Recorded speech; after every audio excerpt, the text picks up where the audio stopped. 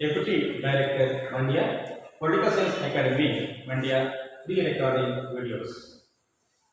ಪ್ರೀತಿಯ ವಿದ್ಯಾರ್ಥಿಗಳೇ, ಅಧ್ಯಾಯ 8ರಲ್ಲಿ ಬರುವಂತಹ ನ್ಯಾಯಾಂಗದಲ್ಲಿ ಬರುವಂತಹ ಅಧೀನ ನ್ಯಾಯಾಲಯಗಳ ಬಗ್ಗೆ ಉಪನ್ಯಾಸವನ್ನು ಹೇಳುತ್ತಿರುವಂತಹ ನಾನು ರಮೇಶ ಆರ್, ರಾಜ್ಯಶಾಸ್ತ್ರ ಉಪನ್ಯಾಸಕರು, ಸರ್ಕಾರಿ ಪದವಿ ಪೂರ್ವ ಕಾಲೇಜು, ಮಲ್ಲನಕುಪ್ಪೆ, ಮದ್ದೂರು ತಾಲೂಕು. ಅಧ್ಯಾಯ 8 ನ್ಯಾಯಾಂಗ. ಅದಾಗಲೇ ನೀವು ನ್ಯಾಯಾಂಗದ ಅರ್ಥ, ಮಹತ್ವ, ಸುಪ್ರೀಂ ಕೋರ್ಟ್ನ ರಚನೆ, ಅದರ ಅಧಿಕಾರ ವ್ಯಾಪ್ತಿ, ಹೈಕೋರ್ಟ್ನ ರಚನೆ, ಅದರ ಅಧಿಕಾರ ವ್ಯಾಪ್ತಿಯ ಬಗ್ಗೆ ತಿಳಿದುಕೊಂಡಿದ್ದೀವಿ. ಇದರಲ್ಲೇ ಬರುವಂತಹ ಮತ್ತೊಂದು ವಿಷಯ ಅಧೀನ ನ್ಯಾಯಾಲಯಗಳು. ಇದರ ಬಗ್ಗೆ ನಾನು ಇಂದು ಉಪನ್ಯಾಸವನ್ನು ಹೇಳುತ್ತಿದ್ದೇನೆ.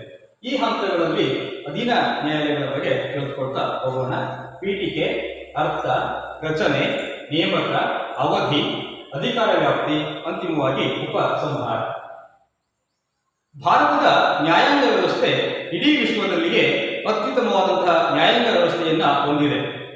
ಸುಪ್ರೀಂ ಕೋರ್ಟ್ನಿಂದ ಹಿಡಿದು ಅಧೀನ ನ್ಯಾಯಾಲಯಗಳವರೆಗೆ ಎಲ್ಲ ಹಂತದ ನ್ಯಾಯಾಲಯಗಳು ನಿಷ್ಪಕ್ಷಪಾತವಾಗಿ ಮತ್ತು ಸ್ವತಂತ್ರವಾಗಿ ಕಾರ್ಯವನ್ನು ನಿರ್ವಹಿಸುತ್ತಿವೆ. ಇವುಗಳ ಈ ಕಾರ್ಯನಿರ್ವಹಣೆಯಿಂದಲೇ ನಮ್ಮ ದೇಶದ ಪ್ರಜಾಪ್ರಭುತ್ವ ವ್ಯವಸ್ಥೆ ದಿನೇ ದಿನೇ ಬಲಗೊಳ್ಳುತ್ತಿದೆ ಹಾಗೂ ಸಾರ್ವಜನಿಕರಲ್ಲಿ ನ್ಯಾಯಾಂಗದ ಮೇಲಿನ ವಿಶ್ವಾಸ ವೃದ್ಧಿಗೊಳ್ಳುತ್ತಿದೆ. ಭಾರತದ ನ್ಯಾಯಾಂಗ ವ್ಯವಸ್ಥೆಯ ರಚನೆಯನ್ನ ಸಂಕ್ಷಿಪ್ತವಾಗಿ ನಾವು ನೋಡೋದಾದರೆ, ಅಂತಿಮ ಮೇಲ್ಮನವಿಯ ನ್ಯಾಯಾಲಯವಾಗಿ ಸುಪ್ರೀಂ ಕೋರ್ಟ್ ಇದೆ. ರಾಜ್ಯ ಮಟ್ಟದಲ್ಲಿ ಶ್ರೇಷ್ಠ ನ್ಯಾಯಾಲಯವಾಗಿ ಹೈಕೋರ್ಟ್ ಇದೆ. ಹೈಕೋರ್ಟ್ನ ಅಧೀನದಲ್ಲಿ ಅಧೀನ ನ್ಯಾಯಾಲಯಗಳು ಅಂದರೆ ಹೈಕೋರ್ಟ್ನ ನಿಯಂತ್ರಣದಲ್ಲಿ ಹಾಗೂ ಮೇಲ್ವಿಚಾರಣೆಯಲ್ಲಿ ವಿವಿಧ ಹಂತದ ಅಧೀನ ನ್ಯಾಯಾಲಯಗಳು ಕೆಲಸವನ್ನ ನಿರ್ವಹಿಸುತ್ತಿವೆ. ಹಾಗಾದರೆ ಅಧೀನ ನ್ಯಾಯಾಲಯಗಳು ಎಂದರೆ ಏನು? ರಾಷ್ಟ್ರ ಮಟ್ಟದಲ್ಲಿ ಸುಪ್ರೀಂ ಕೋರ್ಟ್ ನ್ಯಾಯದ ಆಡಳಿತವನ್ನು ನಡೆಸಿದ್ರೆ, ರಾಜ್ಯ ಮಟ್ಟದಲ್ಲಿ ಹೈಕೋರ್ಟ್ ನ್ಯಾಯದ ಆಡಳಿತವನ್ನು ನಡೆಸ್ತಾ ಬರ್ತಿದೆ. ಹಾಗೆಯೇ ಸ್ಥಳೀಯ ಮಟ್ಟದಲ್ಲಿ ನ್ಯಾಯದ ಆಡಳಿತವನ್ನ ನಡೆಸುವ ಉದ್ದೇಶದಿಂದ ಅಸ್ತಿತ್ವಕ್ಕೆ ಬಂದಿರುವಂತಹ ನ್ಯಾಯಾಲಯಗಳೇ ಅಧೀನ ನ್ಯಾಯಾಲಯಗಳು. ಅಧೀನ ಅಂದರೆ ಹೈಕೋರ್ಟ್ನ ನಿಯಂತ್ರಣದಲ್ಲಿ ಕೆಲಸವನ್ನ ಮಾಡುವಂತಹ ನ್ಯಾಯಾಲಯಗಳು. ನಮ್ಮ ಸಂವಿಧಾನದ 6ನೇ ಭಾಗದಲ್ಲಿ 233ನೇ ವಿಧಿಯಿಂದ 237ನೇ ವಿಧಿಯವರೆಗೆ ಈ ಅಧೀನ ನ್ಯಾಯಾಲಯಗಳ ರಚನೆ ಹಾಗೂ ಅವುಗಳ ಕಾರ್ಯವ್ಯಾಪ್ತಿಯ ಬಗ್ಗೆ ವಿವರಣೆಯನ್ನ ನೀಡಲಾಗಿದೆ. ನಮ್ಮ ಪ್ರಥಮ PUCಯ ಪಠ್ಯಕ್ರಮದಲ್ಲಿ ಇರುವಂತಹ ಪ್ರಮುಖ ಅಧೀನ ನ್ಯಾಯಾಲಯಗಳು ಈ ರೀತಿ ಇವೆ: ಜಿಲ್ಲಾ ನ್ಯಾಯಾಲಯ, ಕಂದಾಯ ನ್ಯಾಯಾಲಯ, ಗ್ರಾಹಕ ನ್ಯಾಯಾಲಯ, ಕೌಟುಂಬಿಕ ನ್ಯಾಯಾಲಯ, ರಾಷ್ಟ್ರ ಜನತಾ ನ್ಯಾಯಾಲಯ. ಪ್ರೀತಿಯ ವಿದ್ಯಾರ್ಥಿಗಳೇ, ಇಂದಿನ ತರಗತಿಯಲ್ಲಿ ನಾವು ಜಿಲ್ಲಾ ನ್ಯಾಯಾಲಯ ಮತ್ತು ಕಂದಾಯ ನ್ಯಾಯಾಲಯದ ಬಗ್ಗೆ ತಿಳಿದುಕೊಂಡು ನಂತರದ ತರಗತಿಯಲ್ಲಿ ಉಳಿದ 3 ನ್ಯಾಯಾಲಯಗಳ ಬಗ್ಗೆ ತಿಳಿದುಕೊಳ್ಳೋಣ. ಜಿಲ್ಲಾ ನ್ಯಾಯಾಲಯ. ಜಿಲ್ಲಾ ಮಟ್ಟದಲ್ಲಿರುವ ನ್ಯಾಯಾಲಯವನ್ನ ಜಿಲ್ಲಾ ಮತ್ತು ಸೆಷನ್ಸ್ ನ್ಯಾಯಾಲಯ ಎಂದು ಕರೆಯುತ್ತಾರೆ. ರಾಜ್ಯ ಸರ್ಕಾರವು ಹೈಕೋರ್ಟ್ನ ಜೊತೆ ಚರ್ಚೆಯನ್ನ ನಡೆಸಿ ಈ ಜಿಲ್ಲಾ ನ್ಯಾಯಾಲಯಗಳನ್ನ ಸ್ಥಾಪನೆ ಮಾಡುತ್ತದೆ. ರಚನೆಯನ್ನ ನಾವು ನೋಡೋದಾದರೆ, ಸಾಮಾನ್ಯವಾಗಿ ಜಿಲ್ಲಾ ನ್ಯಾಯಾಲಯದಲ್ಲಿ ಒಬ್ಬರು ನ್ಯಾಯಮೂರ್ತಿಗಳು ಇರುತ್ತಾರೆ. ಪ್ರಕರಣಗಳು ಹೆಚ್ಚು ಇರುವಂತಹ ನ್ಯಾಯಾಲಯಗಳಲ್ಲಿ ಹೆಚ್ಚುವರಿ ನ್ಯಾಯಾಧೀಶರು ಕೆಲಸವನ್ನ ನಿರ್ವಹಿಸುತ್ತಾರೆ. ನೇಮಕ. ಈ ಜಿಲ್ಲಾ ನ್ಯಾಯಾಲಯಗಳಿಗೆ ನ್ಯಾಯಾಧೀಶರನ್ನ ನೇಮಕ ಮಾಡುವಂತವರು ರಾಜ್ಯಪಾಲರು ನೇಮಿಸುವಾಗ ಹೈಕೋರ್ಟ್ನ ಮುಖ್ಯ ನ್ಯಾಯಮೂರ್ತಿಗಳ ಜೊತೆ ಸಮಾಲೋಚನೆಯನ್ನ ನಡೆಸುತ್ತಾರೆ. ಈ ಜಿಲ್ಲಾ ನ್ಯಾಯಾಲಯಕ್ಕೆ ನ್ಯಾಯಮೂರ್ತಿಗಳಾಗಿ ನೇಮಕ ಆಗಬೇಕು ಅಂದ್ರೆ ಯಾವ ಅರ್ಹತೆಗಳನ್ನು ಹೊಂದಿರಬೇಕು ನೋಡಿ. ಫಸ್ಟ್ ಒನ್, ಭಾರತದ ಪ್ರಜೆಯಾಗಿರಬೇಕು. ಸೆಕೆಂಡ್ ಒನ್, 7 ವರ್ಷಗಳ ಕಾಲ ಅಡ್ವೊಕೇಟ್ ಅಥವಾ ಪ್ಲೀಡರ್ ಅಥವಾ ವಕೀಲರಾಗಿ ಕೆಲಸವನ್ನ ನಿರ್ವಹಿಸಬೇಕು. ಇದರ ಜೊತೆಗೆ ಈ ಹುದ್ದೆಗೆ ನಡೆಯುವಂತಹ ಪರೀಕ್ಷೆಯಲ್ಲಿ ನಿಗದಿತ ಅಂಕಗಳನ್ನ ತೆಗೆದುಕೊಳ್ಳಬೇಕು. ಈ ರೀತಿಯ ಪರೀಕ್ಷೆಗಳು ನಡೆಯುವಂಥದ್ದು 3 ಹಂತದ ಪರೀಕ್ಷೆ ವಿಧಾನಗಳಿರುತ್ತವೆ. ಪೂರ್ವಭಾವಿ ಪರೀಕ್ಷೆ 100 ಅಂಕಗಳಿಗೆ, ಮುಖ್ಯ ಪರೀಕ್ಷೆ 300 ಅಂಕಗಳಿಗೆ, ಸಂದರ್ಶನ 100 ಅಂಕಗಳಿಗೆ ಇರುವಂಥದ್ದು. ಈ 3 ಹಂತದ ಪರೀಕ್ಷೆಯಲ್ಲಿ ನಿಗದಿತ ಅಂಕಗಳನ್ನು ಪಡೆದುಕೊಂಡಿರುವಂತಹ ವ್ಯಕ್ತಿಯನ್ನ ಜಿಲ್ಲಾ ನ್ಯಾಯಾಧೀಶರಾಗಿ ರಾಜ್ಯಪಾಲರು ನೇಮಕವನ್ನ ಮಾಡುತ್ತಾರೆ. ಬಡ್ತಿಯ ವಿಷಯಕ್ಕೆ ಬಂದಾಗ, ಜಿಲ್ಲಾ ನ್ಯಾಯಾಧೀಶರಾಗಿ ನೇಮಕವಾದಂತಹ ವ್ಯಕ್ತಿ ಹೈಕೋರ್ಟ್ನಿಂದ ಸುಪ್ರೀಂ ಕೋರ್ಟ್ ವರೆಗೆ ಬಡ್ತಿಯನ್ನ ಪಡೆಯಬಹುದು. ಜಿಲ್ಲಾ ನ್ಯಾಯಾಧೀಶರ ನಿವೃತ್ತಿಯ ವಯಸ್ಸು 60 ವರ್ಷಗಳು. ಜಿಲ್ಲಾ ಮಟ್ಟದಲ್ಲಿರುವಂತಹ ನ್ಯಾಯಾಲಯ ಒಂದೇ ಆದರೂ ವಿದ್ಯಾರ್ಥಿಗಳೇ, ಅದರ ಕಾರ್ಯವ್ಯಾಪ್ತಿಯ ಆಧಾರದ ಮೇರೆಗೆ ಅದನ್ನ 2 ರೀತಿಯಲ್ಲಿ ವಿಂಗಡಿಸಬಹುದು. ಒಂದು ಸಿವಿಲ್ ನ್ಯಾಯಾಲಯ, ಮತ್ತೊಂದು ಕ್ರಿಮಿನಲ್ ಅಥವಾ ಸೆಷನ್ಸ್ ನ್ಯಾಯಾಲಯ. ಸಿವಿಲ್ ನ್ಯಾಯಾಲಯ ಅಥವಾ ಸಿವಿಲ್ ಕೋರ್ಟ್. ಏನು ಸಿವಿಲ್ ನ್ಯಾಯಾಲಯ ಅಂದ್ರೆ ನೋಡಿ, ಭೂವ್ಯಾಜ್ಯಗಳು, ಹಕ್ಕುದಾರಿಕೆ ಅಥವಾ ವಾರಸುದಾರಿಕೆ, ಲೇವಾದೇವಿ ವ್ಯವಹಾರ, ಒಪ್ಪಂದಗಳು ಮುಂತಾದವುಗಳಿಗೆ ಸಂಬಂಧಿಸಿದಂತೆ ವ್ಯಕ್ತಿಗಳ ನಡುವೆ ಉಂಟಾಗುವಂತಹ ವಿವಾದಗಳನ್ನ ಬಗೆಹರಿಸುವಂತಹ ನ್ಯಾಯಾಲಯಗಳೇ ಸಿವಿಲ್ ನ್ಯಾಯಾಲಯಗಳು. ಇಲ್ಲಿ ಯಾವುದೇ ರೀತಿಯ ಕೊಲೆ, ಬೆದರಿಕೆ ಅಥವಾ ಮ್ಯಾನ್ ಹ್ಯಾಂಡ್ಲಿಂಗ್ ಅಂತ ಏನು ಕರಿತೀವೋ ಅವುಗಳಿಗೆ ಅವಕಾಶ ಇರೋದಿಲ್ಲ. ಇಲ್ಲಿ ಜಿಲ್ಲಾ ನ್ಯಾಯಾಧೀಶರು ಇದರ ಮುಖ್ಯಸ್ಥರಾಗಿ ಕೆಲಸವನ್ನ ನಿರ್ವಹಿಸುತ್ತಾರೆ. ಸಿವಿಲ್ ನ್ಯಾಯಾಲಯದ ಅಧಿಕಾರ ವ್ಯಾಪ್ತಿಯನ್ನ ನಾವು ನೋಡೋದಾದ್ರೆ, ಸಿವಿಲ್ ನ್ಯಾಯಾಲಯದ ಅಧಿಕಾರ ವ್ಯಾಪ್ತಿ ಈ ಕೆಳಕಂಡಂತಿದೆ. ಸಾಮಾನ್ಯವಾಗಿ ಈ ಸಿವಿಲ್ ನ್ಯಾಯಾಲಯವು ಸಿವಿಲ್ ಪ್ರಕರಣಗಳಿಗೆ ಸಂಬಂಧಿಸಿದಂತೆ ಮಾತ್ರ ವಿಚಾರಣೆಯನ್ನ ನಡೆಸುತ್ತದೆ. ಪ್ರಮುಖ ಸಿವಿಲ್ ಪ್ರಕರಣಗಳನ್ನ ಇಲ್ಲಿ ನಾನು ಉದಾಹರಣೆಗೆ ಕೊಡ್ತಾ ಹೋಗ್ತೀನಿ. First one, ಭೂವ್ಯಾಜ್ಯಗಳು. ಭೂವ್ಯಾಜ್ಯಗಳು ಅಂದ್ರೆ ಯಾವುದು? ಕಂದಾಯ ನ್ಯಾಯಾಲಯಗಳಲ್ಲಿ ಬಗೆಹರಿಯದೇ ಇರುವಂತಹ ಪ್ರಕರಣಗಳು. ಅದು RTC ಅಥವಾ ಪಹಣಿ, ಖಾತೆ, ಅಳತೆ, ಈ ರೀತಿಯ ಸಮಸ್ಯೆಗಳು ಏನಿದೆಯೋ ಇಂತಹ ಸಮಸ್ಯೆಗಳನ್ನ ಸಿವಿಲ್ ನ್ಯಾಯಾಲಯ ಬಗೆಹರಿಸುತ್ತಾ ಬರುತ್ತದೆ. ಇನ್ನು ಆಸ್ತಿಯ ಹಂಚಿಕೆಗೆ ಸಂಬಂಧಿಸಿದಂತಹ ಪ್ರಕರಣಗಳು, ಒತ್ತುವರಿಯ ತೆರವಿಗೆ ಸಂಬಂಧಿಸಿದಂತಹ ಪ್ರಕರಣಗಳು, ಜಮಾಬಂದಿ ಹಾಗೂ ಅಳತೆಗೆ ಸಂಬಂಧಿಸಿದಂತಹ ಪ್ರಕರಣಗಳು, ಇಂತಹ ಪ್ರಕರಣಗಳು ಏನಿದೆಯೋ ಇವುಗಳನ್ನ ಸಿವಿಲ್ ನ್ಯಾಯಾಲಯ ಬಗೆಹರಿಸುತ್ತದೆ. ಮತ್ತೊಂದು ಹಕ್ಕುದಾರಿಕೆ. ಚರಾಸ್ತಿ ಮತ್ತು ಸ್ಥಿರಾಸ್ತಿಯನ್ನ ಹೊಂದಿರುವಂತಹ ವ್ಯಕ್ತಿ ಅಂದ್ರೆ ಅದರ ಮಾಲೀಕ ಮರಣದ ನಂತರ ಅದರ ಹಕ್ಕುದಾರಿಕೆ ಅಥವಾ ವಾರಸುದಾರಿಕೆ ಯಾರಿಗೆ ಹೋಗಬೇಕು ಅನ್ನುವಂಥ ಸಮಸ್ಯೆಗಳು ಉಂಟಾಗ್ತದೆ. ಸಾಮಾನ್ಯವಾಗಿ ಇಲ್ಲಿ ಆಸ್ತಿಯನ್ನ ಹೊಂದಿರುವಂತಹ ವ್ಯಕ್ತಿ ಮರಣ ಹೊಂದಿದ ನಂತರ ಆತನ ಸಂಬಂಧಿಕರುಗಳಲ್ಲಿ ಈ ವಾರಸುದಾರಿಕೆಗೆ ಸಂಬಂಧಪಟ್ಟ ಹಾಗೆ ಒಂದಷ್ಟು ಸಮಸ್ಯೆಗಳು ಉಂಟಾಗ್ತವೆ. ಅಂತಹ ಸಮಸ್ಯೆಗಳನ್ನ ಬಗೆಹರಿಸುವಂತಹ ಕೆಲಸವನ್ನ ಈ ಸಿವಿಲ್ ನ್ಯಾಯಾಲಯ ಮಾಡುತ್ತದೆ. ನೆಕ್ಸ್ಟ್ ಒನ್, ಲೇವಾದೇವಿ ವ್ಯವಹಾರ. ಸಾಮಾನ್ಯವಾಗಿ ಚೆಕ್ ಅಥವಾ ಇತರ ಆಧಾರದ ಮೇಲೆ ಹಣಕಾಸಿನ ವ್ಯವಹಾರಗಳು ನಡೆಯುತ್ತವೆ. ಕೆಲವೊಮ್ಮೆ ಹಣವನ್ನ ಕೊಟ್ಟಿರುವಂತಹ ವ್ಯಕ್ತಿ ಹಾಗೂ ಹಣವನ್ನ ಪಡೆದುಕೊಂಡಿರುವಂತಹ ವ್ಯಕ್ತಿಯ ನಡುವೆ ಸಮಸ್ಯೆಗಳು ಉಂಟಾಗುತ್ತವೆ. ಇಂತಹ ಸಮಸ್ಯೆಗಳನ್ನ ಸಿವಿಲ್ ನ್ಯಾಯಾಲಯ ಬಗೆಹರಿಸುತ್ತದೆ. ಇನ್ನು ಒಪ್ಪಂದಗಳು. ಇಬ್ಬರು ಅಥವಾ ಇಬ್ಬರಿಗಿಂತ ಹೆಚ್ಚಿನ ವ್ಯಕ್ತಿಗಳು ಯಾವುದೋ ಒಂದು ಉದ್ಯಮವನ್ನು, ವ್ಯವಹಾರವನ್ನು ನಡೆಸ್ತಾ ಹೋಗ್ತಾರೆ. ಆ ವ್ಯವಹಾರವನ್ನ ಪ್ರಾರಂಭ ಮಾಡಿದಾಗ ಒಂದಷ್ಟು ಒಪ್ಪಂದಗಳಿಗೆ ಸಹಿಯನ್ನು ಹಾಕಿರ್ತಾರೆ. ಕಾಲಕ್ರಮೇಣ ಲಾಭದ ಹಂಚಿಕೆಯ ಉದ್ದೇಶಕ್ಕೋ ನಷ್ಟವನ್ನು ಭರಿಸುವ ಉದ್ದೇಶಕ್ಕೋ ಅವರ ನಡುವೆ ವೈಮನಸ್ಸು ಉಂಟಾಗ್ತದೆ. ಅಂತ ಸಮಯದಲ್ಲಿ ಉಂಟಾಗುವಂತಹ ಸಮಸ್ಯೆಗಳನ್ನ ಈ ಸಿವಿಲ್ ನ್ಯಾಯಾಲಯ ಬಗೆಹರಿಸುತ್ತದೆ. ನೆಕ್ಸ್ಟ್, ಈ ಸಿವಿಲ್ ನ್ಯಾಯಾಲಯಗಳ ಅಧೀನದಲ್ಲಿ ಸಿವಿಲ್ ನ್ಯಾಯಾಧೀಶರ ನ್ಯಾಯಾಲಯ, ತಾಲೂಕು ಮಟ್ಟದ ಹಿರಿಯ ಮತ್ತು ಕಿರಿಯ ಶ್ರೇಣಿಯ ನ್ಯಾಯಾಲಯಗಳು, ಮುನ್ಸಿಪ್ ನ್ಯಾಯಾಲಯಗಳು, ಲಘು ವ್ಯಾಜ್ಯಗಳ ನ್ಯಾಯಾಲಯಗಳು ಕಾರ್ಯವನ್ನ ನಿರ್ವಹಿಸುತ್ತವೆ. ಈ ಅಧೀನ ನ್ಯಾಯಾಲಯಗಳ ತೀರ್ಪನ್ನ ಪ್ರಶ್ನಿಸಿ ಬರುವಂತಹ ಮೇಲ್ಮನವಿಯನ್ನ ಸ್ವೀಕಾರ ಮಾಡಿ ತೀರ್ಪು ಕೊಡುವಂತಹ ಅಧಿಕಾರವೂ ಸಹ ಈ ಜಿಲ್ಲಾ ಸಿವಿಲ್ ನ್ಯಾಯಾಲಯಕ್ಕೆ ಇರುತ್ತದೆ. ಸಿವಿಲ್ ನ್ಯಾಯಾಲಯವು ಕೆಳಗಿನ ನ್ಯಾಯಾಲಯಗಳ ಕಾರ್ಯನಿರ್ವಹಣೆಯನ್ನ ಮೇಲ್ವಿಚಾರಣೆ ಮಾಡುತ್ತದೆ. ಹಾಗಾಗಿ ಪ್ರತಿನಿತ್ಯ ಈ ಅಧೀನ ನ್ಯಾಯಾಲಯಗಳು ಏನಿದವೋ ಇವು ತನ್ನ ಕಲಾಪದ ವರದಿಯನ್ನ ಸಿವಿಲ್ ನ್ಯಾಯಾಲಯಕ್ಕೆ ಕೊಡಬೇಕು. ಅಧೀನ ನ್ಯಾಯಾಲಯಗಳು ಅಂದ್ರೆ ಇವು ತಾಲೂಕು ಮಟ್ಟದ ಹಿರಿಯ ಮತ್ತು ಕಿರಿಯ ಶ್ರೇಣಿಯ ನ್ಯಾಯಾಲಯಗಳು, ಮುನ್ಸಿಪ್ ನ್ಯಾಯಾಲಯ, ಲಘು ವ್ಯಾಜ್ಯಗಳ ನ್ಯಾಯಾಲಯಗಳು ಏನಿದವೋ ಇವು ತನ್ನ ವ್ಯಾಪ್ತಿಯನ್ನ ಮೀರಿ ತೀರ್ಪು ನೀಡಿರುವುದು ಕಂಡು ಬಂದರೆ ಅಂತ ತೀರ್ಪನ್ನ ಮರುಪರಿಶೀಲಿಸಿ ತೀರ್ಪು ನೀಡುವ ಒಂದು ಅಧಿಕಾರ ಈ ಸಿವಿಲ್ ನ್ಯಾಯಾಲಯಕ್ಕೆ ಇದೆ. ನೆಕ್ಸ್ಟ್, ಈ ಜಿಲ್ಲಾ ಸಿವಿಲ್ ನ್ಯಾಯಾಲಯವು ನ್ಯಾಯಿಕ ಆಡಳಿತದ ಜೊತೆಗೆ ಕೆಲವೊಂದು ಆಡಳಿತಾತ್ಮಕ ಅಧಿಕಾರಗಳನ್ನ ಚಲಾಯಿಸುತ್ತದೆ. ಅಂದರೆ ನ್ಯಾಯಾಲಯವು ಸಿವಿಲ್ ಪ್ರಕರಣಗಳಿಗೆ ಸಂಬಂಧಪಟ್ಟಂತೆ ತೀರ್ಪು ನೀಡುವುದಷ್ಟೇ ಅಲ್ಲ, ಇತರ ಸಿಬ್ಬಂದಿ ವರ್ಗವನ್ನ ಅಂದರೆ ಜವಾನರು, ಡ್ರೈವರ್ಗಳು, ಆದೇಶ ಜಾರಿಕಾರರು, ಟೈಪಿಸ್ಟ್ಗಳು ಈ ರೀತಿಯ ಇತರ ಸಿಬ್ಬಂದಿ ವರ್ಗದವರನ್ನ ನೇಮಿಸಿಕೊಳ್ಳುವ, ಅವರ ಕಾರ್ಯವೈಖರಿಯನ್ನ ಮೇಲ್ವಿಚಾರಣೆ ಮಾಡುವ, ಸರಿಯಾಗಿ ಕೆಲಸ ನಿರ್ವಹಿಸದೇ ಇದ್ದಾಗ ಅವರ ಮೇಲೆ ಶಿಸ್ತು ಕ್ರಮ ತೆಗೆದುಕೊಳ್ಳುವಂತಹ ಕೆಲಸವನ್ನು ಸಹ ಈ ಸಿವಿಲ್ ನ್ಯಾಯಾಲಯ ಮಾಡುತ್ತದೆ. ಈ ಸಿವಿಲ್ ನ್ಯಾಯಾಲಯವು ಹೈಕೋರ್ಟ್ನ ನಿಯಂತ್ರಣದಲ್ಲಿ ಕೆಲಸವನ್ನ ನಿರ್ವಹಿಸುವುದರಿಂದ ಇದು ಪ್ರತಿನಿತ್ಯ ತನ್ನ ಕಲಾಪದ ವರದಿಯನ್ನ ಹೈಕೋರ್ಟ್ಗೆ ಸಲ್ಲಿಸಬೇಕು. ಸಿವಿಲ್ ನ್ಯಾಯಾಲಯದ ನಂತರ ವಿದ್ಯಾರ್ಥಿಗಳೇ ಕ್ರಿಮಿನಲ್ ನ್ಯಾಯಾಲಯ ಅಥವಾ ಸೆಷನ್ಸ್ ಕೋರ್ಟ್ನ ಬಗ್ಗೆ ತಿಳಿದುಕೊಳ್ತಾ ಹೋಗೋಣ. ಕ್ರಿಮಿನಲ್ ನ್ಯಾಯಾಲಯ ಅಥವಾ ಸೆಷನ್ಸ್ ಕೋರ್ಟ್ ಎಂದರೆ ಏನು?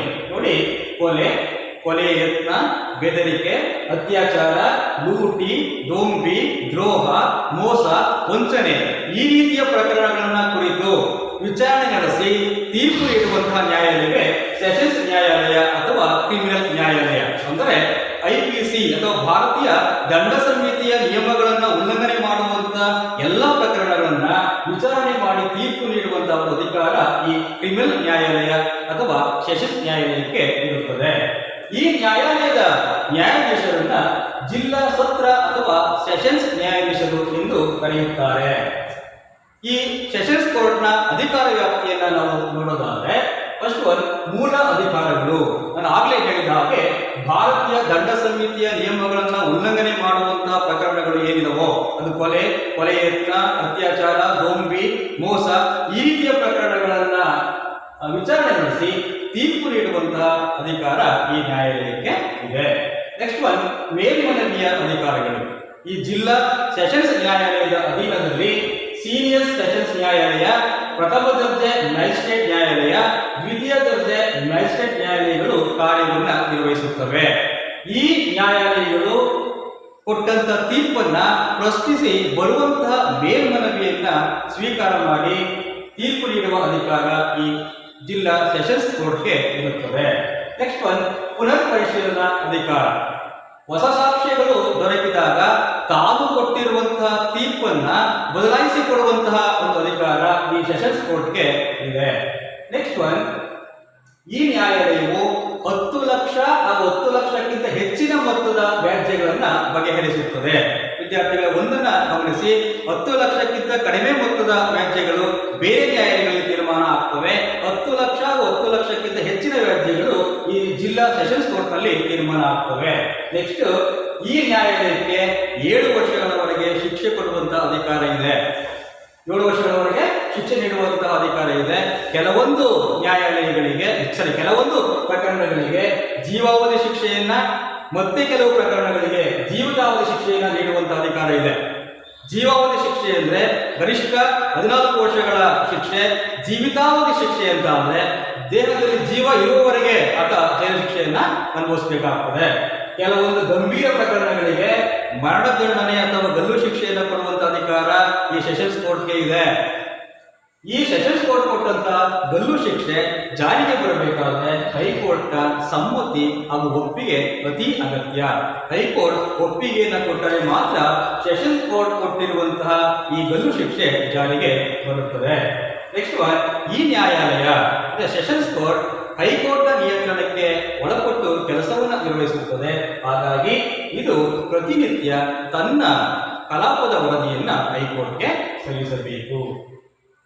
ಇಷ್ಟು ಸಿವಿಲ್ ನ್ಯಾಯಾಲಯ ಮತ್ತು ಅಧೀನ ನ್ಯಾಯಾಲಯಕ್ಕೆ ಸಂಬಂಧಪಟ್ಟಂತಹ ಮಾಹಿತಿ. ವಿದ್ಯಾರ್ಥಿಗಳೇ ನೋಡಿ, ಅಧೀನ ನ್ಯಾಯಾಲಯಗಳಲ್ಲಿ ಪ್ರಮುಖ ನ್ಯಾಯಾಲಯವಾಗಿರುವಂತಹ ಈ ಜಿಲ್ಲಾ ನ್ಯಾಯಾಲಯ ಕಾರ್ಯವನ್ನು ನಿರ್ವಹಿಸುತ್ತಾ ಇರುವುದರಿಂದಲೇ ಸುಪ್ರೀಂ ಕೋರ್ಟ್ ಮತ್ತು ಹೈಕೋರ್ಟ್ಗಳ ಕಾರ್ಯಭಾರದ ಒತ್ತಡ ಕಡಿಮೆಯಾಗಿದೆ ಅಂತ ಹೇಳಬಹುದು. ಮುಂದುವರೆದು ಇದೇ ಕಾನ್ಸೆಪ್ಟ್ ನಲ್ಲಿ ಬರುವಂತಹ ಮತ್ತೊಂದು ನ್ಯಾಯಾಲಯ ಕಂದಾಯ ನ್ಯಾಯಾಲಯಗಳು. ವಿದ್ಯಾರ್ಥಿಗಳೇ, ಈ ಕಂದಾಯ ನ್ಯಾಯಾಲಯಗಳನ್ನ ಅರೆ ನ್ಯಾಯಿಕ ನ್ಯಾಯಾಲಯಗಳು ಎಂಬುದಾಗಿ ಕರೆಯುತ್ತಾರೆ. ಯಾಕೆಂದ್ರೆ ಇವುಗಳಿಗೆ ಪ್ರಕರಣಗಳನ್ನ ಇತ್ಯರ್ಥಪಡಿಸುವ ಅಧಿಕಾರವಿದೆಯೇ ಹೊರತು ಶಿಕ್ಷೆ ಕೊಡುವ ಅಧಿಕಾರವಿಲ್ಲ. ಹಾಗಾದ್ರೆ ಏನು ಕಂದಾಯ ನ್ಯಾಯಾಲಯ ಅಥವಾ ರೆವಿನ್ಯೂ ಕೋರ್ಟ್ಸ್ ಅಂತಂದ್ರೆ ನೋಡಿ, ಭೂ ದಾಖಲೆಗಳ ಸಂರಕ್ಷಣೆ, ತೆರಿಗೆ ವಸೂಲಾತಿ, ಜಮಾಬಂದಿ, ಅಳತೆ ಹಾಗೂ ಭೂ ವ್ಯಾಜ್ಯಗಳಿಗೆ ಸಂಬಂಧಿಸಿದ ಪ್ರಕರಣಗಳನ್ನ ಇತ್ಯರ್ಥಪಡಿಸುವಂತಹ ನ್ಯಾಯಾಲಯಗಳೇ ಕಂದಾಯ ನ್ಯಾಯಾಲಯಗಳು. ನಿಮಗೆ ಗೊತ್ತು, ಜಮೀನಿನ ವಿಷಯಗಳು ಬಂದಾಗ, ಅಳತೆಯ ವಿಷಯ ಬಂದಾಗ, ಗೋಮಾಳದ ಸಮಸ್ಯೆಗಳು ಬಂದಾಗ, ಕೆರೆಕಟ್ಟೆಗಳ ಸಮಸ್ಯೆಗಳು ಬಂದಾಗ ಅಂತಹ ಪ್ರಕರಣಗಳನ್ನ ಈ ಕಂದಾಯ ನ್ಯಾಯಾಲಯಗಳು ಬಗೆಹರಿಸ್ತಾ ಬರುತ್ತವೆ. ಅದರ ಜೊತೆಗೆ ಈ ಕಂದಾಯ ನ್ಯಾಯಾಲಯಗಳು ನಿರ್ವಹಿಸುವಂತಹ ಪ್ರಮುಖ ಕಾರ್ಯಗಳು ಈ ರೀತಿ ಇವೆ ನೋಡಿ.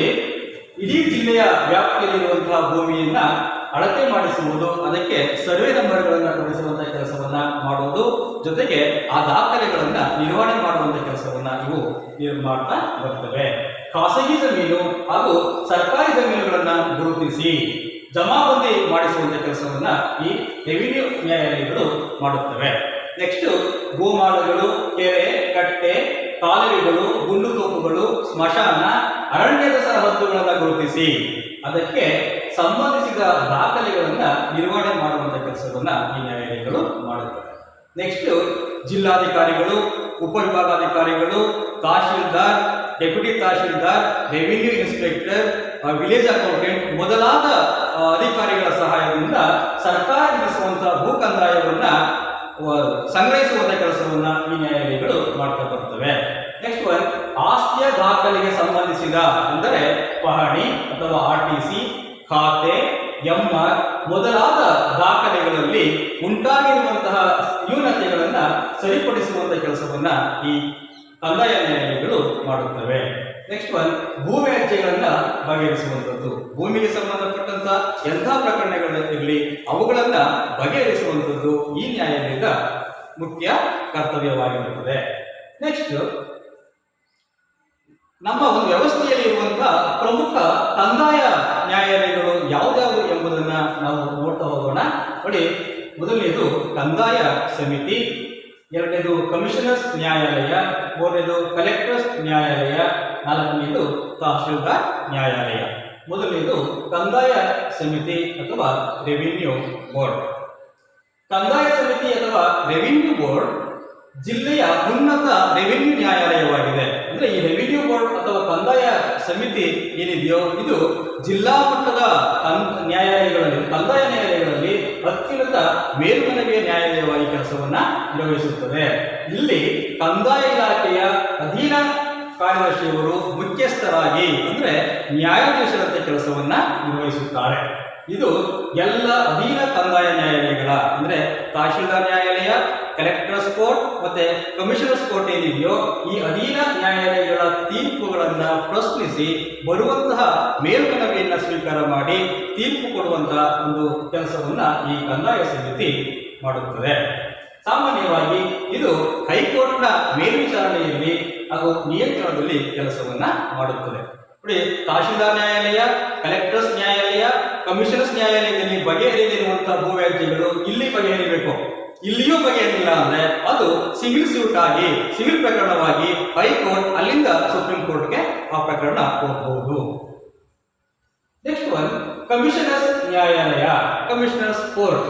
ಈ ನ್ಯಾಯಾಲಯವು ತಹಶೀಲ್ದಾರ್ ಮತ್ತು ಉಪವಿಭಾಗಾಧಿಕಾರಿಗಳ ನ್ಯಾಯಾಲಯ ಅಥವಾ ಕಲೆಕ್ಟರ್ಸ್ ಕೋರ್ಟ್ ಅಂತ ನಾವು ಏನು ಕರಿತೀವೋ ಆ ನ್ಯಾಯಾಲಯಗಳಿಂದ ಬರುವಂತಹ ಮೇಲ್ಮನವಿಯನ್ನ ಸ್ವೀಕರಿಸಿ ತೀರ್ಪು ನೀಡುವಂತಹ ಅಧಿಕಾರವನ್ನ ಇದು ಹೊಂದಿದೆ. ಸಾಮಾನ್ಯವಾಗಿ ಇಲ್ಲಿ ಜಿಲ್ಲಾಧಿಕಾರಿಗಳು ನ್ಯಾಯಾಧೀಶರಂತೆ ಕೆಲಸವನ್ನ ನಿರ್ವಹಿಸುತ್ತಾರೆ. ಅದಕ್ಕೇನೆ ಜಿಲ್ಲಾಧಿಕಾರಿಗಳನ್ನ ಡಿಸ್ಟ್ರಿಕ್ಟ್ ಮ್ಯಾಜಿಸ್ಟ್ರೇಟ್, ಜಿಲ್ಲೆಯ ದಂಡಾಧಿಕಾರಿಗಳು ಎಂಬುದಾಗಿ ಅವರನ್ನ ಕರೆಯುವಂಥದ್ದು. ಸಾಮಾನ್ಯವಾಗಿ ಜಿಲ್ಲಾಧಿಕಾರಿಗಳಿಗೆ ಅದರ ವ್ಯಾಪ್ತಿಗೆ ಸಂಬಂಧಪಟ್ಟಂತೆ 2, 3 ಅಥವಾ 4 ಜನ ಅಸಿಸ್ಟೆಂಟ್ ಕಮಿಷನರ್ಗಳು ಸಹಾಯವನ್ನ ಮಾಡುತ್ತಾರೆ. ನೆಕ್ಸ್ಟ್ ಒನ್ ಕಲೆಕ್ಟರ್ಸ್ ನ್ಯಾಯಾಲಯ. ನೋಡಿ, ಈ ನ್ಯಾಯಾಲಯವು ತಹಶೀಲ್ದಾರ್ ನ್ಯಾಯಾಲಯ ನೀಡಿದ ನಿರ್ಣಯಗಳ ವಿರುದ್ಧ ಬರುವಂತಹ ಮೇಲ್ಮನವಿಯನ್ನ ಸ್ವೀಕರಿಸಿ ವಿಚಾರಣೆ ನಡೆಸಿ ತೀರ್ಪನ್ನ ಕೊಡುತ್ತದೆ. ಇದು ಉಪವಿಭಾಗಾಧಿಕಾರಿಗಳನ್ನ ನ್ಯಾಯಾಧೀಶರಾಗಿ ಹೊಂದಿರುತ್ತದೆ. ಇಲ್ಲಿ AC ಅಥವಾ ಸಹಾಯಕ ಆಯುಕ್ತರು ಅಂತ ಏನು ಕರಿತೀವೋ ಅವರು ನ್ಯಾಯಾಧೀಶರಾಗಿ ಕೆಲಸವನ್ನ ಮಾಡುತ್ತಾರೆ.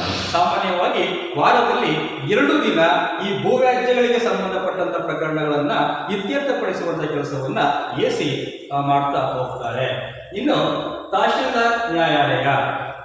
ಪ್ರೀತಿಯ ವಿದ್ಯಾರ್ಥಿಗಳೇ, ಈ ತಹಶೀಲ್ದಾರ್ ನ್ಯಾಯಾಲಯವನ್ನ ಪ್ರಾಥಮಿಕ ಹಂತದ ಕಂದಾಯ ನ್ಯಾಯಾಲಯ ಎಂಬುದಾಗಿ ಕರೆಯುತ್ತಾರೆ. ಯಾಕಂದ್ರೆ ಈ ಭೂ ವ್ಯಾಜ್ಯಗಳಿಗೆ ಸಂಬಂಧಪಟ್ಟಂತಹ ಯಾವುದೇ ಪ್ರಕರಣ ಮೊದಲು ಹೋಗುವಂಥದ್ದು ತಹಶೀಲ್ದಾರ್ ಕೋರ್ಟ್ಗೆ. ಯಾವುದೇ ಆಗಿರಲಿ, ಅಳತೆ ಆಗಿರ್ಬೋದು ಅಥವಾ ಗೋಮಾಳ ಸಮಸ್ಯೆ ಆಗಿರ್ಬೋದು ಅಥವಾ ಒತ್ತುವರಿಯ ಸಮಸ್ಯೆ ಆಗಿರ್ಬೋದು ಅಥವಾ ಸರ್ವೆ ನಂಬರ್ ಸಮಸ್ಯೆ ಆಗಿರ್ಬೋದು, ಪಾಡಿ ಸಮಸ್ಯೆ ಆಗಿರ್ಬೋದು, RTC ಸಮಸ್ಯೆ ಆಗಿರ್ಬೋದು, ಈ ರೀತಿ ಯಾವುದೇ ಸಮಸ್ಯೆ ಆಗಿರಲಿ ಅದು ಮೊದಲು ಹೋಗುವಂಥದ್ದು ತಹಶೀಲ್ದಾರ್ ನ್ಯಾಯಾಲಯಕ್ಕೆ. ಅದಕ್ಕೆ ಇದನ್ನ ಪ್ರಾಥಮಿಕ ಹಂತದ ಕಂದಾಯ ನ್ಯಾಯಾಲಯ ಎಂಬುದಾಗಿ ಕರೆಯುತ್ತಾರೆ. ಜೊತೆಗೆ ಇದು ಮೂಲ ನ್ಯಾಯಾಧಿಕಾರ ವ್ಯಾಪ್ತಿಯನ್ನ ಮಾತ್ರ ಹೊಂದಿದೆ. ಅಂದ್ರೆ ಮೊದಲು ಬರುವಂತಹ ದೂರುಗಳನ್ನ ಸ್ವೀಕಾರ ಮಾಡಿ ವಿಚಾರಣೆ ಮಾಡಿ ತೀರ್ಪು ನೀಡುವಂತಹ ಅಧಿಕಾರ ಇರುವಂತದ್ದು ಈ ತಹಶೀಲ್ದಾರ್ ನ್ಯಾಯಾಲಯಕ್ಕೆ. ಇಲ್ಲಿ ತಹಶೀಲ್ದಾರ್ ತಾಲೂಕು ಮ್ಯಾಜಿಸ್ಟ್ರೇಟ್ ಆಗಿ, ತಾಲೂಕು ದಂಡಾಧಿಕಾರಿಗಳಾಗಿ ಆಗಿ ಕೆಲಸವನ್ನ ನಿರ್ವಹಿಸುತ್ತಾರೆ. ಈ ರೀತಿ ಕಂದಾಯ ನ್ಯಾಯಾಲಯಗಳು ಬಹುತೇಕ ಭೂವ್ಯಾಜ್ಯಗಳನ್ನ ಬಗೆಹರಿಸುವುದರಿಂದ ಉಳಿದ ನ್ಯಾಯಾಲಯಗಳ ಅಂದರೆ ಸಿವಿಲ್ ಪ್ರಕರಣಗಳನ್ನು ಇತ್ಯರ್ಥಪಡಿಸುವಂತಹ ನ್ಯಾಯಾಲಯಗಳು ಏನಿದೆಯೋ ಅವುಗಳ ಕಾರ್ಯಭಾರ ಕಡಿಮೆಯಾಗಿದೆ ಅಂತ ಹೇಳಬಹುದು. ವಿದ್ಯಾರ್ಥಿಗಳೇ, ಇಷ್ಟು ಅಧೀನ ನ್ಯಾಯಾಲಯಗಳಲ್ಲಿ ಬರುವಂತಹ ಜಿಲ್ಲಾ ನ್ಯಾಯಾಲಯ ಹಾಗೂ ಕಂದಾಯ ನ್ಯಾಯಾಲಯಗಳ ಬಗ್ಗೆ ಮಾಹಿತಿ. Thank you. Dear students, let us pass on. The one more important chapter, that is Judiciary. In the Judiciary, now we are going to understand the what we call subordinate courts. What is this subordinate courts? My dear students, what you are going to read in this slide, you already understand the Indian Judiciary, the two, Supreme Court of India and the High Court of the state. After the discussion of both courts, we have to understand the subordinate courts. In the subordinate courts, you are going to understand or discuss same thing what you are already being discussed while we are understanding the Supreme Court and High Court. Here also we have to understand the meaning of the subordinate courts, how the subordinate courts are going to compose, in what way the judicial officers are going to point towards these courts, what are the powers and functions in their own jurisdiction. These things we have to understand. Dear students, when you come across the Indian Judiciary, what I have already told you, that is the Supreme Court in the higher strata of the Indian judicial system. Next to the Supreme Court of India, we are already been understand the high courts in the different states of the Indian nation. After the completion of the highest court of our nation and highest courts of our states, we must understand the subordinate courts. When you come across the subordinate courts, you are going to look the different courts in this stage. What are these? Yes, what I have already told you, the subordinate courts are functioning in the supporting of both courts. I mean the Supreme Court at the higher strata and the state high courts. When you come across the different courts of subordinate courts, that is district court, revenue court, consumer court, family courts, finally we must understand the Lok Adalat. Dear students, let us move on to discuss regarding these courts in detail. Yes, when you come across the district court, yes, you must be kept in mind, district court is the highest judicial body of the respected district. Why I am going to give this way? When we come across the Supreme Court, what I have already told you, yes, Supreme Court will be act as the highest judicial body of our nation. The High Court will be act as the highest judicial body of our state. In the same way, the district court will be function as the highest judicial body of respective districts of our nation. Dear students, what you are going to read, the district court is the highest court in the district. The state government is consultation with the High Court established district court. It decides both civil and criminal cases. Why? I am going to read in this simple way because you can understand easily what the district court will going to do. Yes, dear students, when a judge decides civil cases, he is called the district judge. Simultaneously, he is going to decide the criminal cases also. Yes, while we are going to decide him as the session judge, you must understand every district of our state will have district judge. There is a different judges in the group of judges who are discharging the judicial duties at the district court will be led by a judge who is known as district judge. District judge will have the power and responsibility to discharge the civil cases and criminal cases. That's why we are going to naming him as the district judge. In simply, DJ. Yes. How these judicial officers, including district judge, will be appointed towards the district court. Very simple. The judges of district court are appointed by the governor. Is consultation with the chief justice of the high court and concerned high court of the concerned state. Dear students, you must be keeping in mind. There may be a question. How are you going to appoint the district judge to the district courts? Very simple. You will give the answer. Governor with the support, with the recommendation of the respected chief justice of the state and concerned body, which will be comprising of different judicial officers. Yes. When you come across, what are the qualifications are with these judges? Yes, what you are going to see in this slide.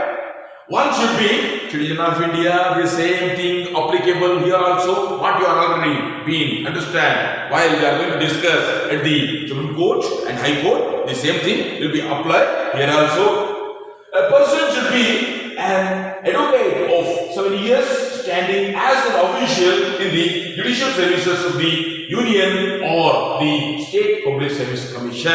Yes, it is a simple qualification towards the person who is going to become the judge at the district court. Yes? What is the tenure? Very simple. 60 years. With the completion of 60 years, the judge is going to retire. Yes? When you come across the organization of district court, I mean district judicial body. The district court will be function with the session court. Yes. When we come across the civil court and criminal court, I mean session court. At the district level, we are always going to naming that body. The criminal court is known as session court. Yes. Of course, you can understand the civil court simply. The civil court exercises jurisdiction in the cases relating to civil disputes. I mean land disputes, property rights, money transaction, contracts, etc., etc. Dear students, these disputes will coming under the banner of what we call civil disputes. Yes, it has the power of the superintendence over the court of civil judge. I mean, it must be with the senior division and the court of civil judges, junior division. Yes, municipal court and small cause courts, etc. Yes, these judicial officers will be function under the leadership of DJ. I mean, district judge. It takes reports from the sub courts about daily issues. Yes, the state is going to face many issues every day. these issues will be go towards the court as cases.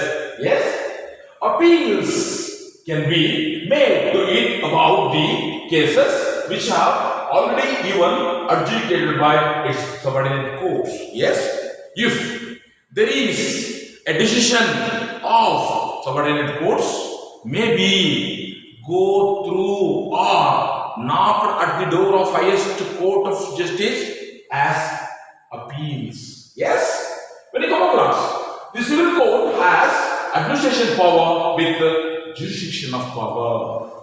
Dear students, the civil courts will be act as a leader at the district level. That's why this line is going to state the civil court have administration power with the jurisdiction power. It is not only discharge just a jurisdiction power, it will going to discharge the administrative power also. Dear students, when you come across the criminal or session court, yes, in the session court, the cases will be different.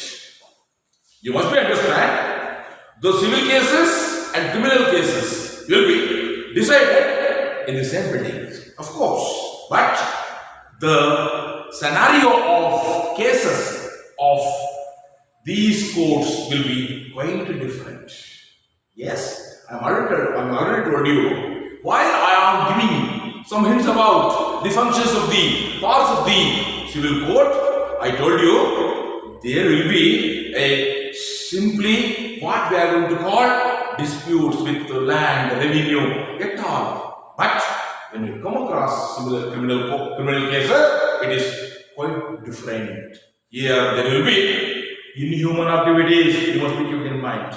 Dear students, the district decision court is highest criminal court of the district. Why? It will going to discharge, give solutions towards the criminal problems, disputes, inhuman activities include. Yes, criminal courts exercise jurisdiction in the case related to murder, what I already told you, that is inhuman activity, robbery, theft, assault, sexual harassment, ashamed. We must be ashamed of it. Yes, the judge of this court is called session judge. See, though we are already discussed in the district level, the DJ will be act as a civil judge while he was acting as session court. He will have more power on the basis of humanity. Yes, you must be kept in mind. When you come across the jurisdiction of this session court, yes, original powers, appellate jurisdiction, first additional district and session court, second additional district and session court, chief judicial magistrate courts and functions under session court. What this line is going to say? Yes, I have already told you there is a original course, there is a appellate jurisdiction. What is this? Yes, when you come across, if a case entered to the court of justice, it will become the original court. Yes, if a case which is already been decided with the subordinate court will going to the district court is known as under the appellate jurisdiction. Yes, who is going to decide? Yes, with the support of these judicial officers. You must be kept in mind. Power to review its own judgment if new witness found. You must be kept in mind. Yes, while engaging these disputes, the court will not going to take sudden decisions. It will give the time. Why? In the criminal cases, dear students, the criminal cases are always decided on the basis of witness. The civil cases are always decided on the basis of documents. Documents are static, but witnesses are not static. Because the different new witnesses are going to emerge regarding this case. That's why the session judge will act with his own cleverness, with his own what we call judicial aptitude. That's why we are going to say power to review its own judgment if new witness found. Of course, regarding some dispute, if a decision came, it will not final because it will be decided in forthcoming days on the basis of the new witness which is going to emerge time to time. It settles the disputes valued more than 10 lakhs. Yes, the district session court will have the power to decide the value more than 10 lakhs. It states, dear students, it settles the disputes valued more than 10 lakh. What I have already told you, they can pass of imprisonment up to 7 years. Yes, the accused, if found guilty, is awarded punishment, lifetime imprisonment, or even death sentence. You must be given in mind.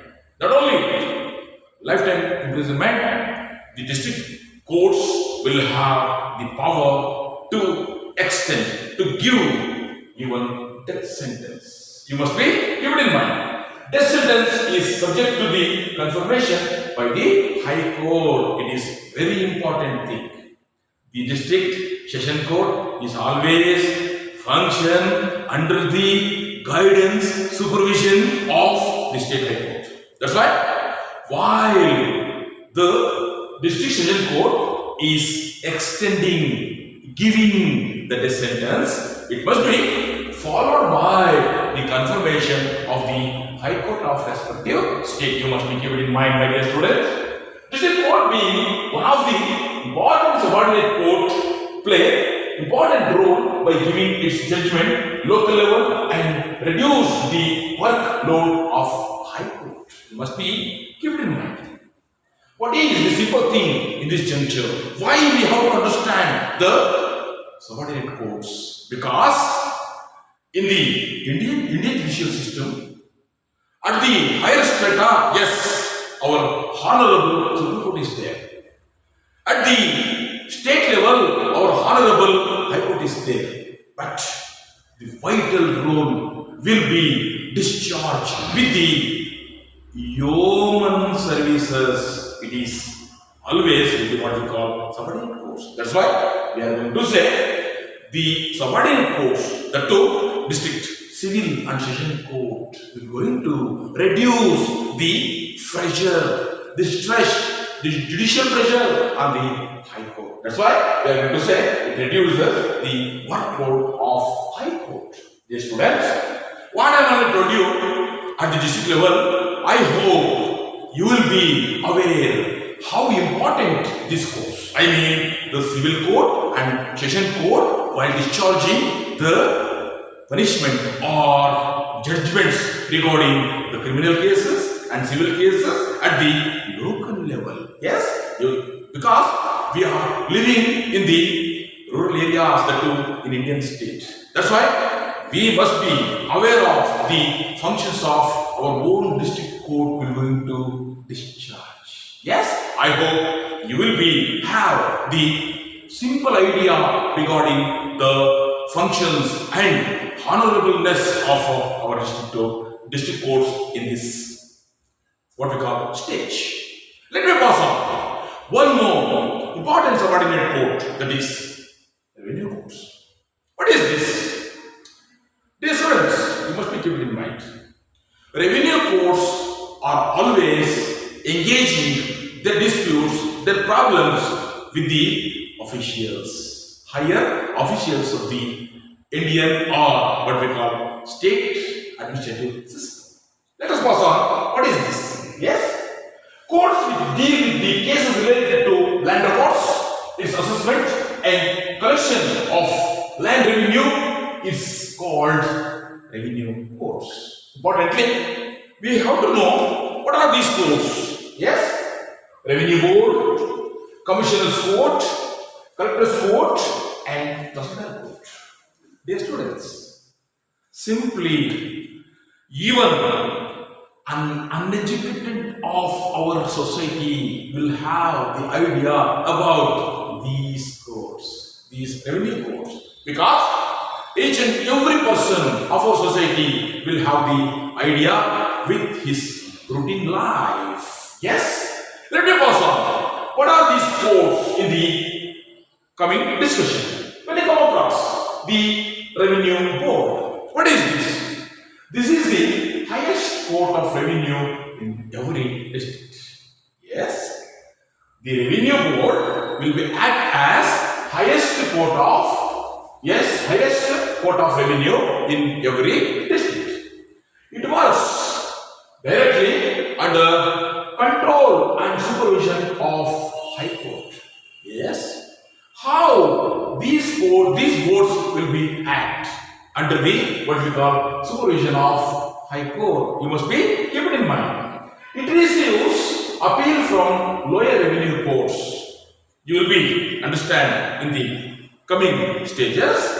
The decisions which are given by the lower revenue courts will be submitted as appeal at the revenue courts. Additional secretary of the revenue department is important role in this court. Yes, you must be keep it in mind. In the what we call revenue board, who will be act as an officer. Very simple. That is, additional secretary of the revenue department will take initiation to discharge the disputes which are come to the revenue board. Very simple. Then, commissioner's court. What is this? Yes, very simple. This court accepts an appeal against Tahsildar court and collector's court and give judgment. Yes, very simple.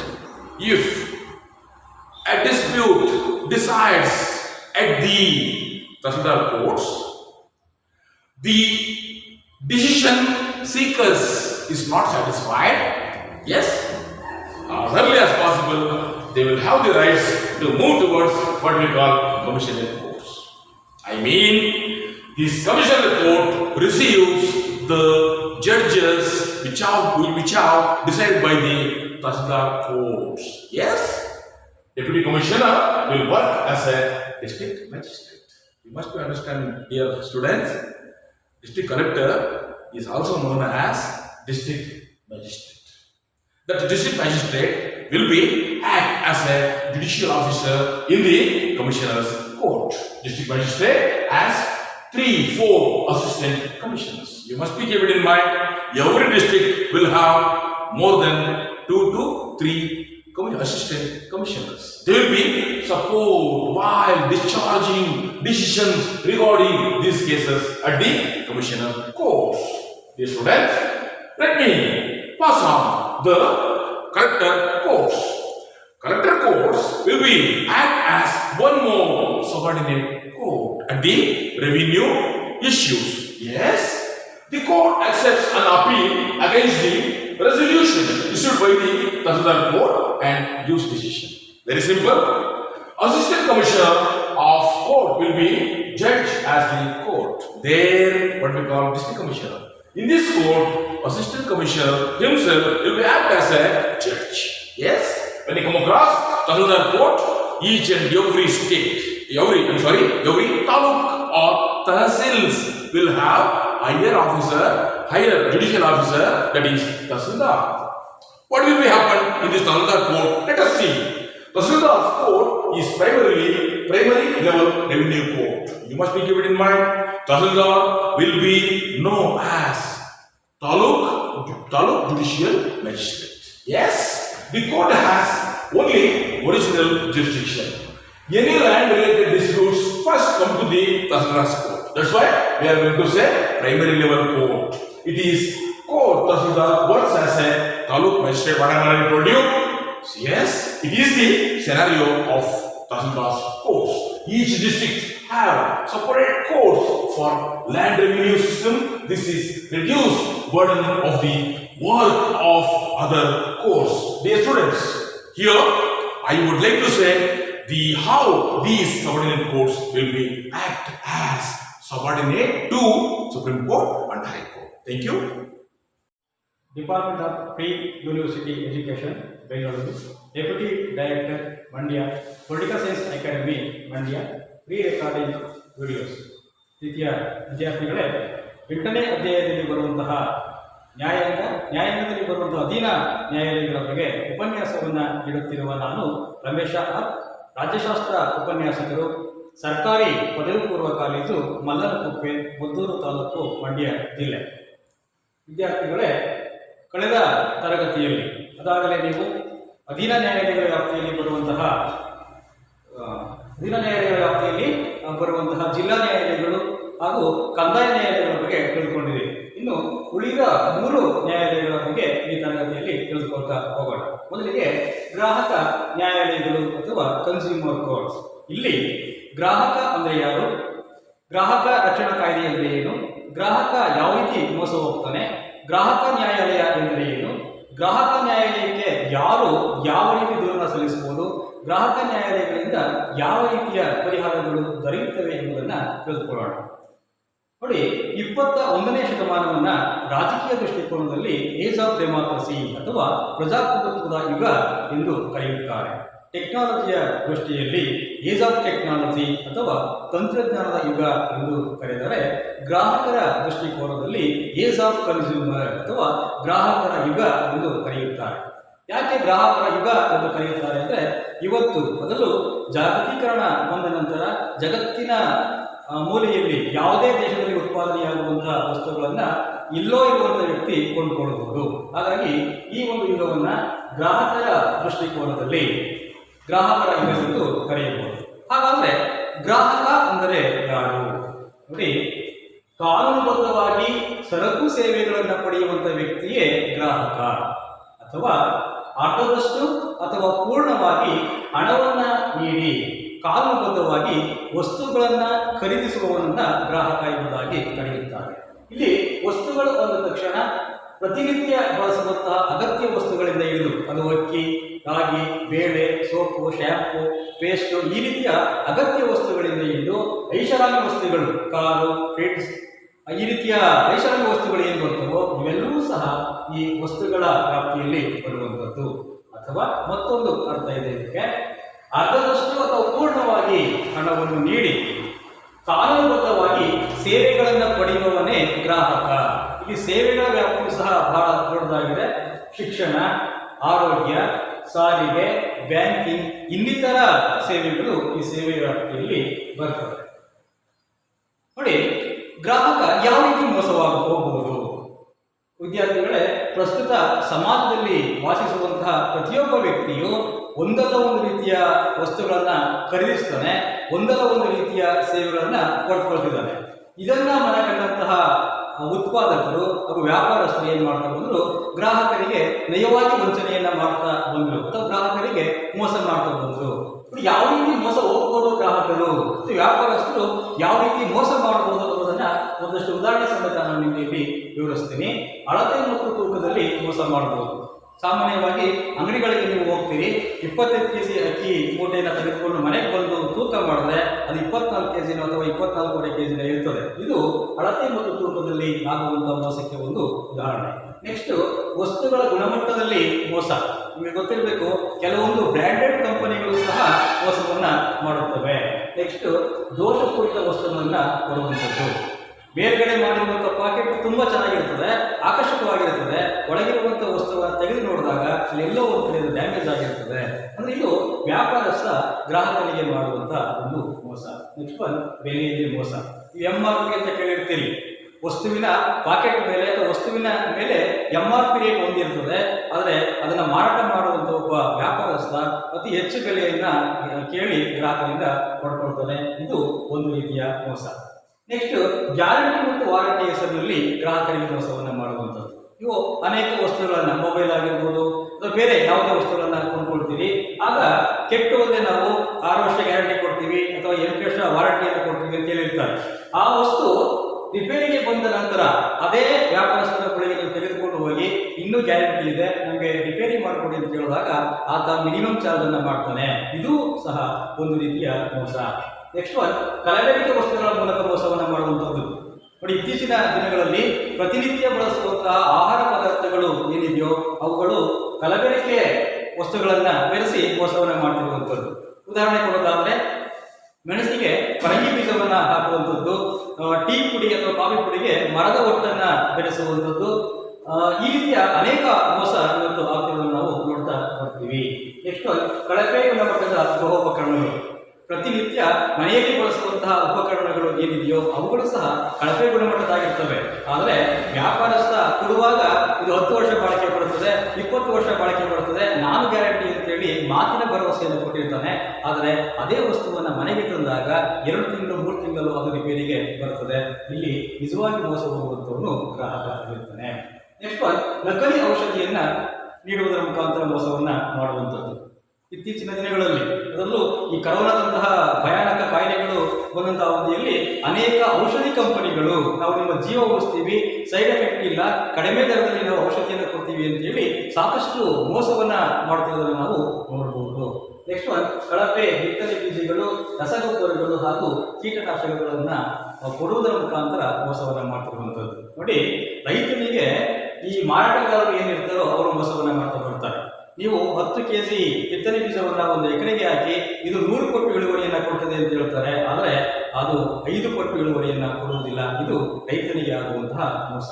Next ರಸಗೊಬ್ಬರಗಳಿಗೆ ಬಂದಾಗ DAP, urea ಈ ರೀತಿಯ ರಸಗೊಬ್ಬರಗಳು ಏನಿದೆಯೋ ಅದನ್ನೂ ಸಹ ಕಲಬೆರಕೆಯ ರಾಸಾಯನಿಕಗಳನ್ನ ರಸಗೊಬ್ಬರಗಳನ್ನ ಇದನ್ನ ಕೊಡ್ತಿರೋದನ್ನು ನಾವು ನೋಡಬಹುದು. ನೆಕ್ಸ್ಟ್ ಕೀಟನಾಶಕಗಳು ಕಳೆಯನ್ನ ತೆಗೆಯುತ್ತದೆ, ಕ್ರಿಮಿ ಕೀಟಗಳನ್ನ ಇದು ಹೋಗಲಾಡ್ತದೆ ಅಂತೇಳಿ ಒಂದು ಔಷಧಿಯನ್ನು ಕೊಟ್ಟಿರ್ತಾರೆ. ದುರಾದೃಷ್ಟ ಅದು ಬೆಳೆಯನ್ನೇ ನಾಶ ಮಾಡುವಂತಹ ಅನೇಕ ಉದಾಹರಣೆಗಳು ನಮ್ಮ ಕಣ್ಣು ಮುಂದೆ ಇರೋದನ್ನು ನಾವು ನೋಡ್ತೀವಿ. ಈ ರೀತಿ ಗ್ರಾಹಕರಿಗೆ ಅಥವಾ ರೈತರಿಗೆ ಮೋಸ ಆಗ್ತಿರೋದನ್ನು ನಾವು ನೋಡಬಹುದು. ನೆಕ್ಸ್ಟ್ ಸರಿಯಾದ ಸಮಯಕ್ಕೆ ಸೇವೆಯನ್ನ ಒದಗಿಸದೇ ಇರುವಂಥದ್ದು. ಅನೇಕ ಸೇವೆಗಳನ್ನು ನಾನು ಹೇಳಿದ್ದೀನಿ. ಶಿಕ್ಷಣ, ಆರೋಗ್ಯ, ಬ್ಯಾಂಕಿಂಗ್ ಇವೆಲ್ಲವೂ ಸಹ ಸೇವೆ ವ್ಯವಸ್ಥೆಯಲ್ಲಿ ಬರ್ತವೆ. ಇಲ್ಲಿ ಗ್ರಾಹಕರಿಗೆ ಸರಿಯಾದ ಸಮಯಕ್ಕೆ ಸೇವೆ ಸಿಗದೇ ಮೋಸ ಆಗ್ತಿರೋದನ್ನು ನಾವು ನೋಡ್ತಾ ಹೋಗಬಹುದು. ಈ ರೀತಿ ಅನೇಕ ಮೋಸಗಳಿಂದ ಗ್ರಾಹಕರನ್ನ ರಕ್ಷಣೆ ಮಾಡಲಿಕ್ಕೆ ಏನು ಮಾಡಬೇಕು ಅಂತ ಸರ್ಕಾರ ಯೋಚನೆಯನ್ನು ಮಾಡಿ 1976ರಲ್ಲಿ ಗ್ರಾಹಕ ರಕ್ಷಣಾ ಕಾಯ್ದೆಯನ್ನ ಕೇಂದ್ರ ಸರ್ಕಾರ ಜಾರಿಗೆ ತಂದಿತ್ತು. ಈ ಗ್ರಾಹಕ ರಕ್ಷಣಾ ಕಾಯ್ದೆಗೆ ಅನುಗುಣವಾಗಿ ಸ್ಥಾಪನೆಯಾದಂತಹ ನ್ಯಾಯಾಲಯಗಳೇ ಗ್ರಾಹಕ ನ್ಯಾಯಾಲಯ. ಅದನ್ನ ಅರ್ಥಬದ್ಧವಾಗಿ ನಾವು ನೋಡೋದಾದ್ರೆ, ಗ್ರಾಹಕರ ಹಿತಾಸಕ್ತಿಯನ್ನ ಕಾಪಾಡುವ ಉದ್ದೇಶದಿಂದ ಅಸ್ತಿತ್ವಕ್ಕೆ ಬಂದಿರುವಂತಹ ನ್ಯಾಯಾಲಯಗಳೇ ಗ್ರಾಹಕ ನ್ಯಾಯಾಲಯ ಅಥವಾ ಕನ್ಸ್ಯೂಮರ್ ಕೋರ್ಟ್. ಈ ನ್ಯಾಯಾಲಯಗಳ ಮುಖ್ಯ ಉದ್ದೇಶ ಗ್ರಾಹಕರಿಗೆ ಆಗುತ್ತಿರುವಂತಹ ಮೋಸವನ್ನ ತಡೆಯುವಂಥದ್ದು, ಗ್ರಾಹಕರಿಗೆ ಆಗುವಂತಹ ಅನ್ಯಾಯವನ್ನು ತಡೆಯುವಂಥದ್ದೇ ಆಗಿದೆ. 1986ರ ಈ ಕಾಯ್ದೆಗೆ ಅನುಗುಣವಾಗಿ ಸರ್ಕಾರ ವಿವಿಧ ಹಂತದಲ್ಲಿ ಸಮಿತಿಗಳನ್ನ ನೇಮಕ ಮಾಡಿದೆ. ನೋಡಿ, ಕೇಂದ್ರ ಗ್ರಾಹಕ ರಕ್ಷಣಾ ಕೌನ್ಸಿಲ್ ಅಥವಾ ಕೇಂದ್ರ ಕೌನ್ಸಿಲ್ ಅಥವಾ ಕೇಂದ್ರ ಗ್ರಾಹಕ ಆಯೋಗ ಇದು ಕೇಂದ್ರ ಮಟ್ಟದಲ್ಲಿ ಇರುವಂಥದ್ದು. ಕೇಂದ್ರ ಮಂತ್ರಿಗಳು ಹಾಗೂ ಇತರ ಅಧಿಕಾರಿಗಳು ಇದರಲ್ಲಿ ಇರ್ತಾರೆ. ನೆಕ್ಸ್ಟ್ ರಾಜ್ಯ ಗ್ರಾಹಕ ರಕ್ಷಣಾ ಕೌನ್ಸಿಲ್ ಅಥವಾ ರಾಜ್ಯ ಕೌನ್ಸಿಲ್ ಅಥವಾ ರಾಜ್ಯ ಗ್ರಾಹಕ ಆಯೋಗ ಇದು ರಾಜ್ಯ ಮಟ್ಟದಲ್ಲಿ ಇರುವಂತಹ ಒಂದು ವೇದಿಕೆ. ಮೂರನೆಯದು ಗ್ರಾಹಕ ವಿವಾದಗಳ ನಿವಾರಣಾ ಏಜೆನ್ಸೀಸ್ ಅಥವಾ ಡಿಸ್ಟ್ರಿಕ್ಟ್ ಫೋರಂ ಅಂತ ಅದನ್ನು ಕರೀತಾರೆ, ಅಥವಾ ಜಿಲ್ಲಾ ಗ್ರಾಹಕ ವೇದಿಕೆ ಎಂಬುದಾಗಿ ಅದನ್ನು ಕರೆಯಬಹುದು. ಯಾವ ಗ್ರಾಹಕ ಮೋಸವನ್ನು ಹೋಗ್ತಾನೋ ಆತ ಈ 3 ಹಂತದ ಏಜೆನ್ಸಿಗಳು ಏನಿದೆಯೋ ಅಥವಾ ವೇದಿಕೆಗಳು ಏನಿದೆಯೋ ಇಲ್ಲಿ ನ್ಯಾಯವನ್ನು ಪಡೆಯಬಹುದು. ಈ 3 ಆಯೋಗಗಳಲ್ಲಿ ನ್ಯಾಯ ಸಿಗದೇ ಇದ್ದಾಗ ಆತ ಸುಪ್ರೀಂ ಕೋರ್ಟ್ಗೆ ಮೇಲ್ಮನವಿಯನ್ನು ಸಲ್ಲಿಸಿ ನ್ಯಾಯವನ್ನು ಪಡೆಯಬಹುದು. ನೋಡಿ, ಯಾರು ದೂರನ್ನು ಸಲ್ಲಿಸಬಹುದು? ಗ್ರಾಹಕನೇ ಸಲ್ಲಿಸಬೇಕೆ? ಗ್ರಾಹಕನ ಪರವಾಗಿ ಯಾರಾದರೂ ಸಲ್ಲಿಸಬಹುದಾದ್ರೆ ಎಲ್ಲದಕ್ಕೂ ಅವಕಾಶ ಇದೆ. ಮೋಸಕ್ಕೆ ಒಳಗಾದ ಗ್ರಾಹಕ ಯಾವ ವ್ಯಕ್ತಿ ವಸ್ತುವನ್ನು ಕೊಟ್ಕೊಂಡು ಮೋಸ ಹೋಗಿರ್ತಾನೋ, ಸೇವೆಯನ್ನು ಕೊಟ್ಕೊಂಡು ಮೋಸ ಹೋಗಿರ್ತಾನೋ ಆತನೇ ದೂರನ್ನ ಸಲ್ಲಿಸಬಹುದು. ಅಥವಾ ಗ್ರಾಹಕ ಸಂಘಟನೆಗಳು ದೂರನ್ನು ಸಲ್ಲಿಸಬಹುದು, ಅಥವಾ ಗ್ರಾಹಕ ಪ್ರತಿನಿಧಿಗಳು ಒಬ್ಬ ಅಡ್ವೊಕೇಟ್ ಅನ್ನು ನೇಮಕ ಮಾಡಿ ಅವರ ಮುಖಾಂತರ ನಾವು ದೂರನ್ನ ಸಲ್ಲಿಸಬಹುದು. ಈ ರೀತಿ ಈ 3 ವ್ಯಕ್ತಿಗಳು ಬೇಕಾದ ದೂರನ್ನ ಸಲ್ಲಿಸಬಹುದು. ಯಾವ ರೀತಿ ದೂರು ಸಲ್ಲಿಸಬಹುದು ಗ್ರಾಹಕ ನ್ಯಾಯಾಲಯಗಳಿಗೆ ಅಂದ್ರೆ ದೂರು ಪ್ರತಿಯನ್ನು ಸಲ್ಲಿಸಬೇಕು. ಸಾಮಾನ್ಯವಾಗಿ ಕಂಪ್ಲೇಂಟ್ ಅಂತ ನಾವು ಏನು ಕರಿತೀವೋ ಕಂಪ್ಲೇಂಟ್ ಅನ್ನ ಬರೆದು ಕೊಡಬೇಕು. ಅದರ ಜೊತೆಗೆ ಸರಕು ಮತ್ತು ಸೇವೆಗಳನ್ನು ಪಡೆದುಕೊಂಡಿರುವಂತಹ ರಶೀದಿಗಳನ್ನ ಕೊಡಬೇಕು. ಜೊತೆಗೆ ಇನ್ನಿತರ ಪೂರಕ ದಾಖಲೆಗಳು, ಗ್ಯಾರಂಟಿ ಕಾರ್ಡ್ ಅಥವಾ ವಾರಂಟಿ ಕಾರ್ಡ್ ಅಂತ ಏನು ಕೊಟ್ಟಿರ್ತಾರೋ ಆ ದಾಖಲೆಗಳನ್ನ ಸಲ್ಲಿಸಿ ದೂರನ್ನ ಸಲ್ಲಿಸಬಹುದು. ನೆಕ್ಸ್ಟ್, ಗ್ರಾಹಕ ನ್ಯಾಯಾಲಯದಿಂದ ಯಾವ ರೀತಿಯ ಪರಿಹಾರಗಳು ದೊರೆಯುತ್ತವೆ ಎಂಬುದನ್ನ ನಾವು ನೋಡೋದಾದ್ರೆ, ಒಂದು ದೋಷಪೂರಿತ ವಸ್ತುಗಳನ್ನ ಸರಿಪಡಿಸುವಂತೆ ಈ ಗ್ರಾಹಕ ನ್ಯಾಯಾಲಯಗಳು ಆದೇಶವನ್ನ ಕೊಡಬಹುದು. ಏನು ಮೋಸ ಮಾಡಿರ್ತಾರೋ, ತುಂಬಾ ಚೆನ್ನಾಗಿದೆ ಈ ವಸ್ತು ಅಂತೇಳಿ ಮೋಸ ಮಾಡಿರ್ತಾನೋ ಅದನ್ನ ಸರಿಪಡಿಸಿಕೊಡುವಂತೆ ಆ ವ್ಯಾಪಾರಸ್ಥನಿಗೆ ಗ್ರಾಹಕ ನ್ಯಾಯಾಲಯಗಳು ಆದೇಶವನ್ನು ಕೊಡಬಹುದು. ನೆಕ್ಸ್ಟ್ ಒನ್, ದೋಷಪೂರಿತ ವಸ್ತುಗಳ ಬದಲಾಗಿ ಹೊಸ ವಸ್ತುಗಳನ್ನು ನೀಡುವಂತೆ ಆದೇಶವನ್ನ ಕೊಡಬಹುದು. ಆ ವಸ್ತುಗಳನ್ನ ನೀವು ರಿಪೇರಿ ಮಾಡಿಕೊಡ್ಬೇಡಿ, ನೀವು ವಾಪಸ್ ಕೊಡೋದು, ಅದೇ ರೀತಿ ಹೊಸ ವಸ್ತುವನ್ನ ನೀವು ಆ ಗ್ರಾಹಕನಿಗೆ ಕೊಡಿ ಅಂತ ಹೇಳಿ ಗ್ರಾಹಕ ನ್ಯಾಯಾಲಯಗಳು ಆದೇಶವನ್ನು ಕೊಡಬಹುದು. ಅಥವಾ ಹಣವನ್ನ ವಾಪಸ್ ನೀಡುವಂತೆ ಆದೇಶವನ್ನು ಕೊಡಬಹುದು. ವಸ್ತು ಬೇಡ, ಆ ಗ್ರಾಹಕ ಎಷ್ಟು ಅಮೌಂಟ್ ಅನ್ನು ಕೊಟ್ಟು ಆ ವಸ್ತುವನ್ನ ಖರೀದಿಸಿರ್ತಾನೋ ಅಷ್ಟು ಹಣವನ್ನ ನೀವು ವಾಪಸ್ ಮಾಡಿ ಅಂತ ಹೇಳಿ ಗ್ರಾಹಕ ನ್ಯಾಯಾಲಯಗಳು ಆದೇಶವನ್ನ ಕೊಡಬಹುದು. ತೂಕ ಮತ್ತು ಅಳತೆಗಳಲ್ಲಿ ಮೋಸದ ನಿಯಂತ್ರಣವನ್ನ ಮಾಡಬಹುದು. ಸರ್ಕಾರದ ಗಮನಕ್ಕೆ ತಂದು ಈ ತೂಕ ಮತ್ತು ಅಳತೆಗಳ ನಿಯಮಗಳನ್ನು ನೀವು ರಚಿಸಿ ಜಾರಿಗೆ ತನ್ನಿ ಅಂತೇಳಿ ಆದೇಶವನ್ನು ಕೊಡಬಹುದು. ಅಪಾಯಕಾರಿ ವಸ್ತುಗಳ ಮಾರಾಟವನ್ನು ನಿಷೇಧ ಮಾಡುವಂತೆ ಆದೇಶವನ್ನು ಕೊಡಬಹುದು. ಸರಿಯಾದ ಬೆಲೆಗಳನ್ನು ನಿಗದಿಪಡಿಸುವಂತೆ ಆದೇಶವನ್ನು ಮಾಡಬಹುದು. ನಾನು ಆಗ ಹೇಳಿದೆ ನಿಮಗೆ MRP ರೇಟ್ ಏನಿರ್ತದೋ ಅದಕ್ಕಿಂತ ಹೆಚ್ಚಿನ ರೇಟನ್ನು ಪಡೆದು ವಸ್ತುಗಳನ್ನು ಮಾರಾಟ ಮಾಡ್ತಾರೆ, ಅದನ್ನು ಸರಿಪಡಿಸುವಂತೆ ಆದೇಶವನ್ನು ಕೊಡಬಹುದು. ಇನ್ನೊಂದು, ಸೇವೆಗಳಲ್ಲಿನ ಕೊರತೆಯನ್ನು ಸರಿಪಡಿಸಿಕೊಡುವಂತೆ ಆದೇಶ. ಸೇವೆಗಳು ನಾನು ಹೇಳಿದಾಗೆ ಶಿಕ್ಷಣ, ಆರೋಗ್ಯ, ಬ್ಯಾಂಕಿಂಗ್ ಇನ್ನಿತರ ಸೇವೆಗಳು ಏನಿದೆಯೋ ಇಲ್ಲಿ ಆಗುವಂತಹ ಲೋಪದೋಷಗಳನ್ನು ಸರಿಪಡಿಸಿಕೊಂಡು ಸರಿಯಾದ ಸೇವೆಯನ್ನು ಗ್ರಾಹಕನಿಗೆ ಒದಗಿಸುವಂತೆ ಗ್ರಾಹಕ ನ್ಯಾಯಾಲಯಗಳು ಆದೇಶವನ್ನು ಕೊಡಬಹುದು.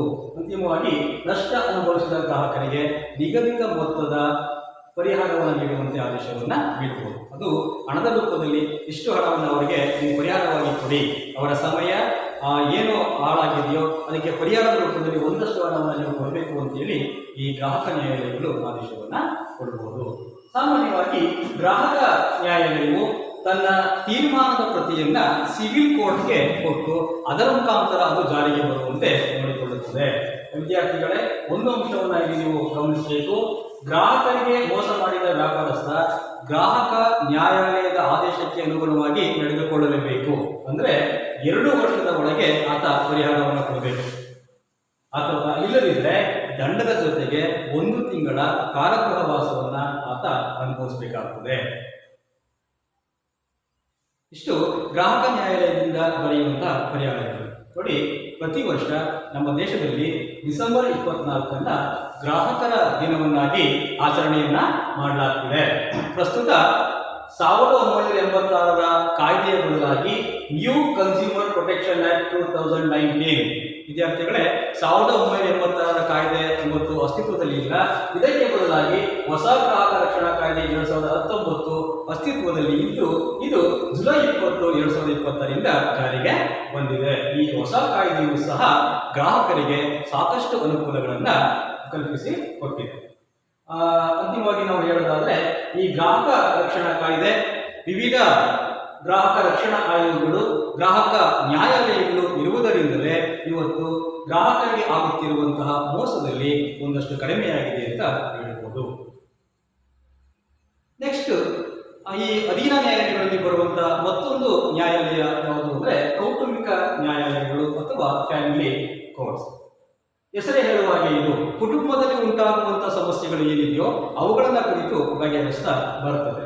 ವಿವಾಹ, ವಿಚ್ಛೇದನ, ಮಕ್ಕಳ ವಾರಸುದಾರಿಕೆ, ಜೀವನಾಂಶ ಮೊದಲಾದ ಕೌಟುಂಬಿಕ ಸಮಸ್ಯೆಗಳ ಬಗ್ಗೆ ಉಂಟಾಗುವಂತಹ ಕೌಟುಂಬಿಕ ವಿಷಯಗಳ ಬಗ್ಗೆ ವಿಚಾರಣೆಯನ್ನು ನಡೆಸಿ ತೀರ್ಪು ನೀಡುವಂತಹ ನ್ಯಾಯಾಲಯಗಳೇ ಕೌಟುಂಬಿಕ ನ್ಯಾಯಾಲಯಗಳು.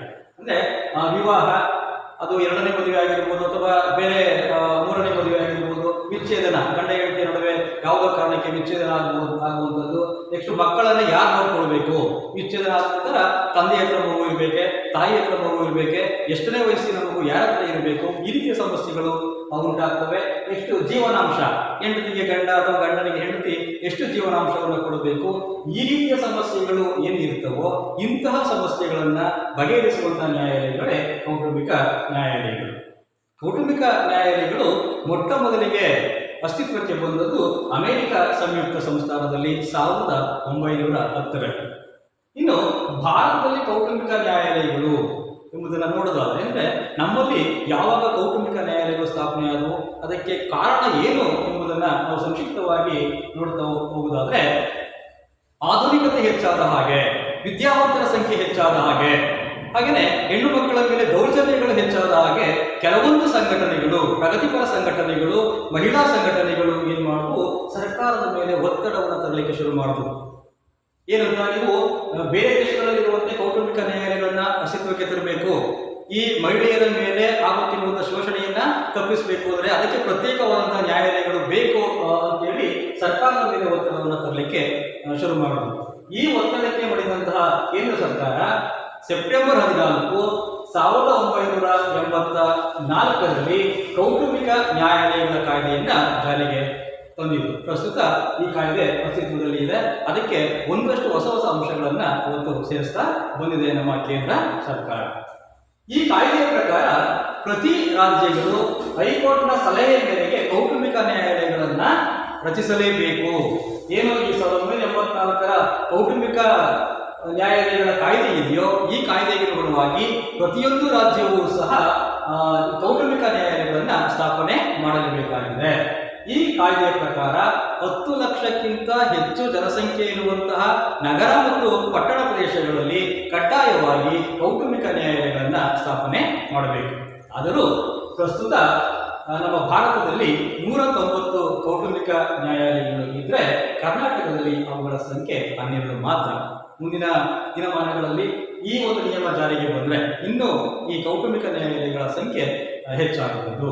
ಅಂತಿಮವಾಗಿ ನಾವು ನೋಡೋದಾದರೆ ವಿದ್ಯಾರ್ಥಿಗಳೇ, ಈ ಕೌಟುಂಬಿಕ ನ್ಯಾಯಾಲಯಗಳು ಕೇವಲ ಕಾನೂನಿನ ಪರಿಮಿತಿಯಲ್ಲಿ ಮಾತ್ರ ತೀರ್ಪನ್ನು ಕೊಡೋದಿಲ್ಲ, ಮಾನವೀಯತೆಯ ಆಧಾರದ ಮೇಲೆಗೂ ತೀರ್ಪನ್ನು ಕೊಡ್ತಾ ಬರ್ತಾರೆ. ಈಗ ವಿಚ್ಛೇದನ ಅನ್ನುವಂಥ ಒಂದು ವಿಷಯ ಬಂದ ತಕ್ಷಣ ಗಂಡ ಅಥವಾ ಹೆಂಡತಿ ಒಟ್ಟಿಗೆ ಬಾಳಲಿಕ್ಕೆ ಇಷ್ಟ ಇಲ್ಲ ಅಂತ ಹೇಳಿ ಕೋರ್ಟ್ಗೆ ಅರ್ಜಿಯನ್ನು ಹಾಕೊಂಡ ತಕ್ಷಣ ಅದು ಆಯಿತು ಬೇರೆ ಬೇರೆಯಾಗಿ ಅಂತೇಳಿ ತೀರ್ಪನ್ನು ಕೊಡೋದಿಲ್ಲ. ಇಬ್ಬರನ್ನು ಒಂದು 6 ತಿಂಗಳು ಅಥವಾ 8 ತಿಂಗಳ ಜೊತೆಯಲ್ಲಿ ಇರುವಂತೆ ಆದೇಶವನ್ನು ಕೊಟ್ಟು ಇಬ್ಬರಿಗೂ ಆಪ್ತ ಸಮಾಲೋಚನೆಯನ್ನ ಮಾಡಿ ಸಮಸ್ಯೆ ಬಗೆಹರಿಯದೇ ಇರುವ ಕಂಡು ಬಂದರೆ ಮಾತ್ರ ಅವರಿಗೆ ಡಿವೋರ್ಸನ್ನು ಕೊಡುವಂಥದ್ದು. ಈ ರೀತಿ ಆಪ್ತ ಸಮಾಲೋಚನೆಯನ್ನು ನಡೆಸಿ ಮಾನವೀಯತೆಯ ನೆಲೆಗಟ್ಟಿನಲ್ಲಿ ಕಾನೂನಿನ ವ್ಯಾಪ್ತಿಯಲ್ಲಿ ಇದು ಕೆಲಸವನ್ನು ನಿರ್ವಹಿಸುತ್ತದೆ. ಇನ್ನು ಅಂತಿಮವಾಗಿ ಬರುವಂಥದ್ದು ಜನತಾ ನ್ಯಾಯಾಲಯಗಳು ಅಥವಾ ಲೋಕ್ ಅದಾಲತ್. ಭಾರತದ ನ್ಯಾಯಾಂಗ ವ್ಯವಸ್ಥೆ ಇಡೀ ವಿಶ್ವದಲ್ಲಿ ಮಾದರಿಯಾಗಿರುವಂಥದ್ದು. ನಿಮಗೆ ಗೊತ್ತು, ಸ್ವತಂತ್ರ ನ್ಯಾಯಾಂಗ ವ್ಯವಸ್ಥೆ ಇದೆ, ಏಕೀಕೃತ ನ್ಯಾಯಾಂಗ ವ್ಯವಸ್ಥೆ ಇದೆ, ನಿಷ್ಪಕ್ಷಪಾತ ನ್ಯಾಯಾಂಗದ ವ್ಯವಸ್ಥೆ ನಮ್ಮ ದೇಶದಲ್ಲಿ ಇದೆ. ಎಲ್ಲ ನ್ಯಾಯಾಲಯಗಳು ನಿಷ್ಪಕ್ಷಪಾತವಾಗಿ ಕೆಲಸವನ್ನ ನಿರ್ವಹಿಸುತ್ತವೆ. ಅದಕ್ಕೇನೆ ನಮ್ಮ ದೇಶದ ಪ್ರಜಾಪ್ರಭುತ್ವ ವ್ಯವಸ್ಥೆ ದಿನೇ ದಿನೇ ಬಲಗೊಳ್ಳುತ್ತಿರುವಂಥದ್ದು. ಆದರೆ ಯಾವ ರೀತಿ ಒಂದು ಕಡೆ ಉತ್ತಮ ಅಂಶಗಳು ನಮ್ಮ ನ್ಯಾಯಾಂಗ ವ್ಯವಸ್ಥೆಯಲ್ಲಿ ಇದೆಯೋ ಅದೇ ರೀತಿ ಕೆಲವೊಂದು ಲೋಪದೋಷಗಳು ಇರುವುದನ್ನು ನಾವು ಒಪ್ಪಿಕೊಳ್ಳಬೇಕಾಗುತ್ತದೆ. ಏನು ಲೋಪದೋಷಗಳು ಅಂತ ಅಂದರೆ, ನ್ಯಾಯ ವಿತರಣೆಯ ಒಂದು ಕಾರ್ಯ ಏನಿದೆಯೋ ಅದು ತುಂಬ ವಿಳಂಬ, ಜೊತೆಗೆ ತುಂಬ ವೆಚ್ಚದಾಯಕವಾಗಿರುವಂಥದ್ದು. ನಿಮಗೆ ಗೊತ್ತಿರಬೇಕು, ಒಂದು ಪ್ರಕರಣ ನ್ಯಾಯಾಲಯಕ್ಕೆ ಹೋದರೆ ಅದು ಬಗೆಹರಿಯಲಿಕ್ಕೆ 5 ವರ್ಷ, 10 ವರ್ಷ, 20 ವರ್ಷ, 30 ವರ್ಷಗಳು ಬೇಕಾಗ್ತವೆ. ನೀವು ಪ್ರತಿನಿತ್ಯ ಮಾಧ್ಯಮಗಳು ನೋಡ್ತಾ ಇರ್ತೀರಿ, 1990ರ ಕೇಸು ಈಗ ತೀರ್ಪು ಬಂದಿದೆ, 1975ರ ಕೇಸು ಈಗ ತೀರ್ಪು ಬಂದಿದೆ. ಈ ರೀತಿಯ ಏನು ನಿಧಾನಗತಿಯ ನ್ಯಾಯ ಇದೆಯೋ, ಜೊತೆಗೆ ವೆಚ್ಚದಾಯಕ ನ್ಯಾಯ ವ್ಯವಸ್ಥೆ ಇದೆಯೋ, ಇದು ನಮ್ಮ ದೇಶದ ನ್ಯಾಯಾಂಗ ವ್ಯವಸ್ಥೆಯಲ್ಲಿರುವಂತಹ ಒಂದು ಕಪ್ಪು ಚುಕ್ಕೆ ಅಂತಲೇ ಹೇಳ್ಬೋದು. ಇದನ್ನು ಮನಗಂಡಂತಹ ಕೇಂದ್ರ ಸರ್ಕಾರ ಮತ್ತು ನ್ಯಾಯಾಲಯಗಳು ಏನು ಮಾಡ್ತವೆ, ಜನತೆಗೆ ಶೀಘ್ರಗತಿಯಲ್ಲಿ ನ್ಯಾಯವನ್ನು ದೊರಕಿಸಿಕೊಡಬೇಕು, ಕಡಿಮೆ ವೆಚ್ಚದಲ್ಲಿ ನ್ಯಾಯವನ್ನು ದೊರಕಿಸಿಕೊಡಬೇಕು ಅನ್ನೋದನ್ನು ಮನಸ್ಸಲ್ಲಿ ಇಟ್ಕೊಂಡು ಈ ಲೋಕ್ ಅದಾಲತ್ ಅಥವಾ ಜನತಾ ನ್ಯಾಯಾಲಯಗಳ ಸ್ಥಾಪನೆ ಮಾಡಿದೆ. ಹಾಗಾದರೆ ಏನು ಜನತಾ ನ್ಯಾಯಾಲಯ ಅಥವಾ ಲೋಕ್ ಅದಾಲತ್ ಅಂದರೆ? ಅದೇ ಹೆಸರೇ ಸೂಚಿಸುವ ಹಾಗೆ ನೋಡಿ, ಲೋಕ್ ಎಂದರೆ ಜನತೆ, ಅದಾಲತ್ ಅಂದರೆ ನ್ಯಾಯಾಲಯ. ಜನತಾ ನ್ಯಾಯಾಲಯ, ಜನಗಳ ನ್ಯಾಯಾಲಯ ಅನ್ನೋ ಅರ್ಥವನ್ನು ಇದು ಕೊಡ್ತಾ ಹೋಗ್ತದೆ.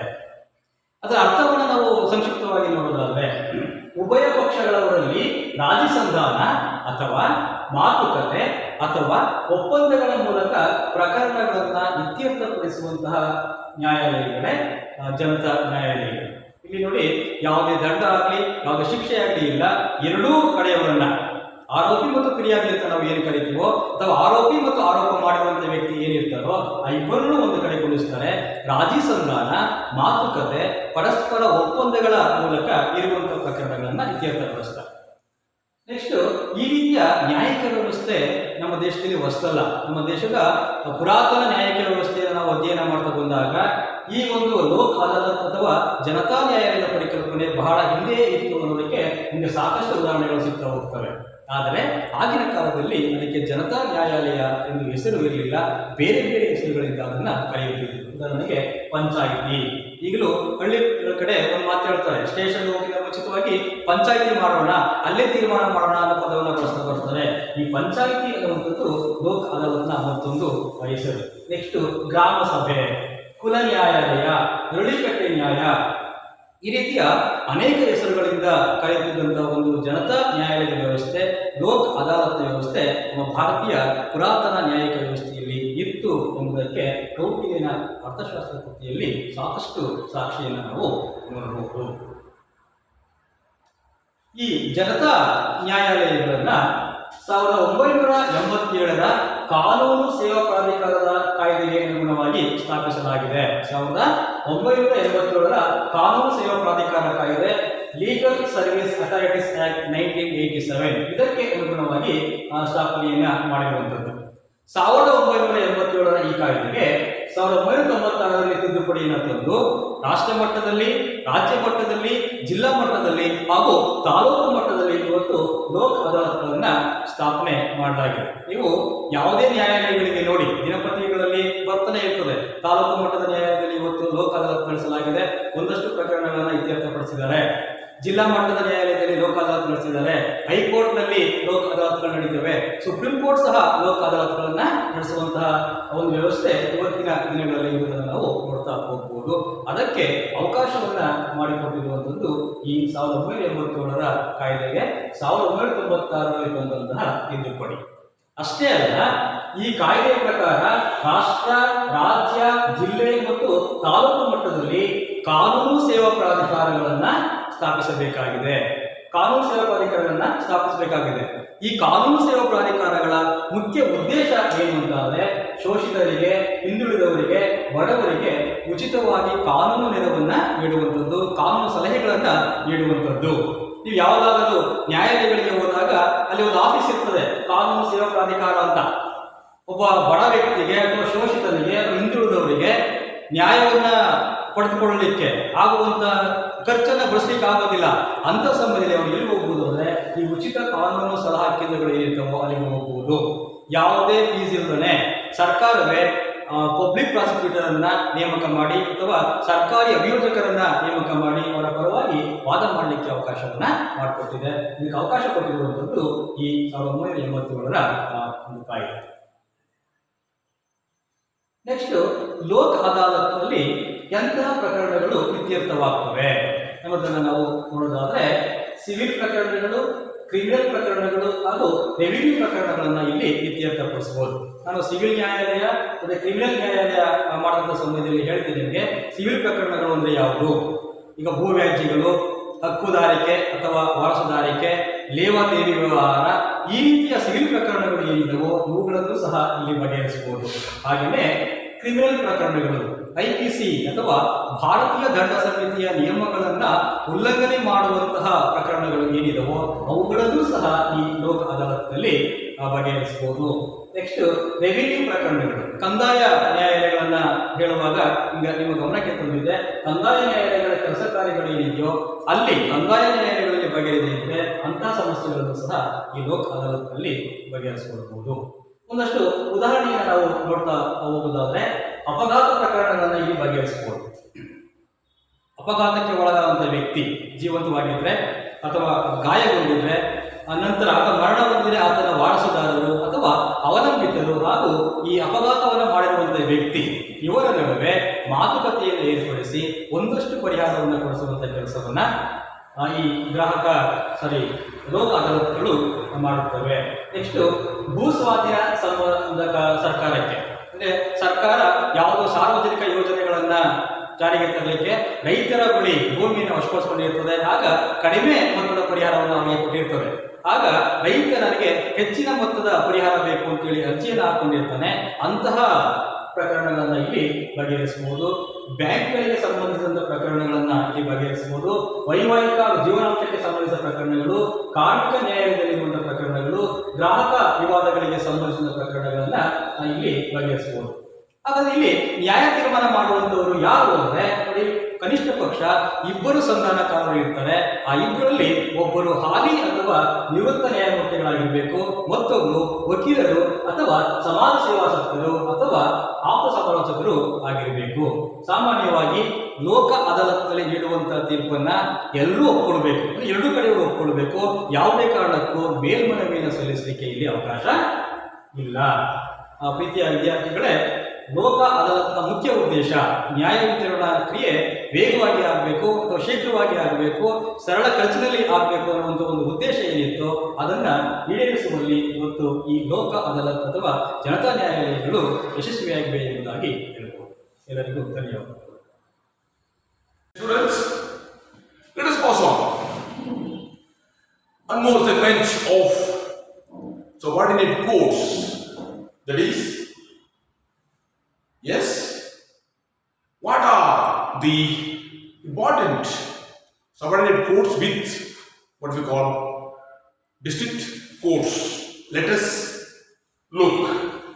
Yes, that is consumer courts. We have already been discussed in the segment of the subordinate courts, that is civil courts and session courts.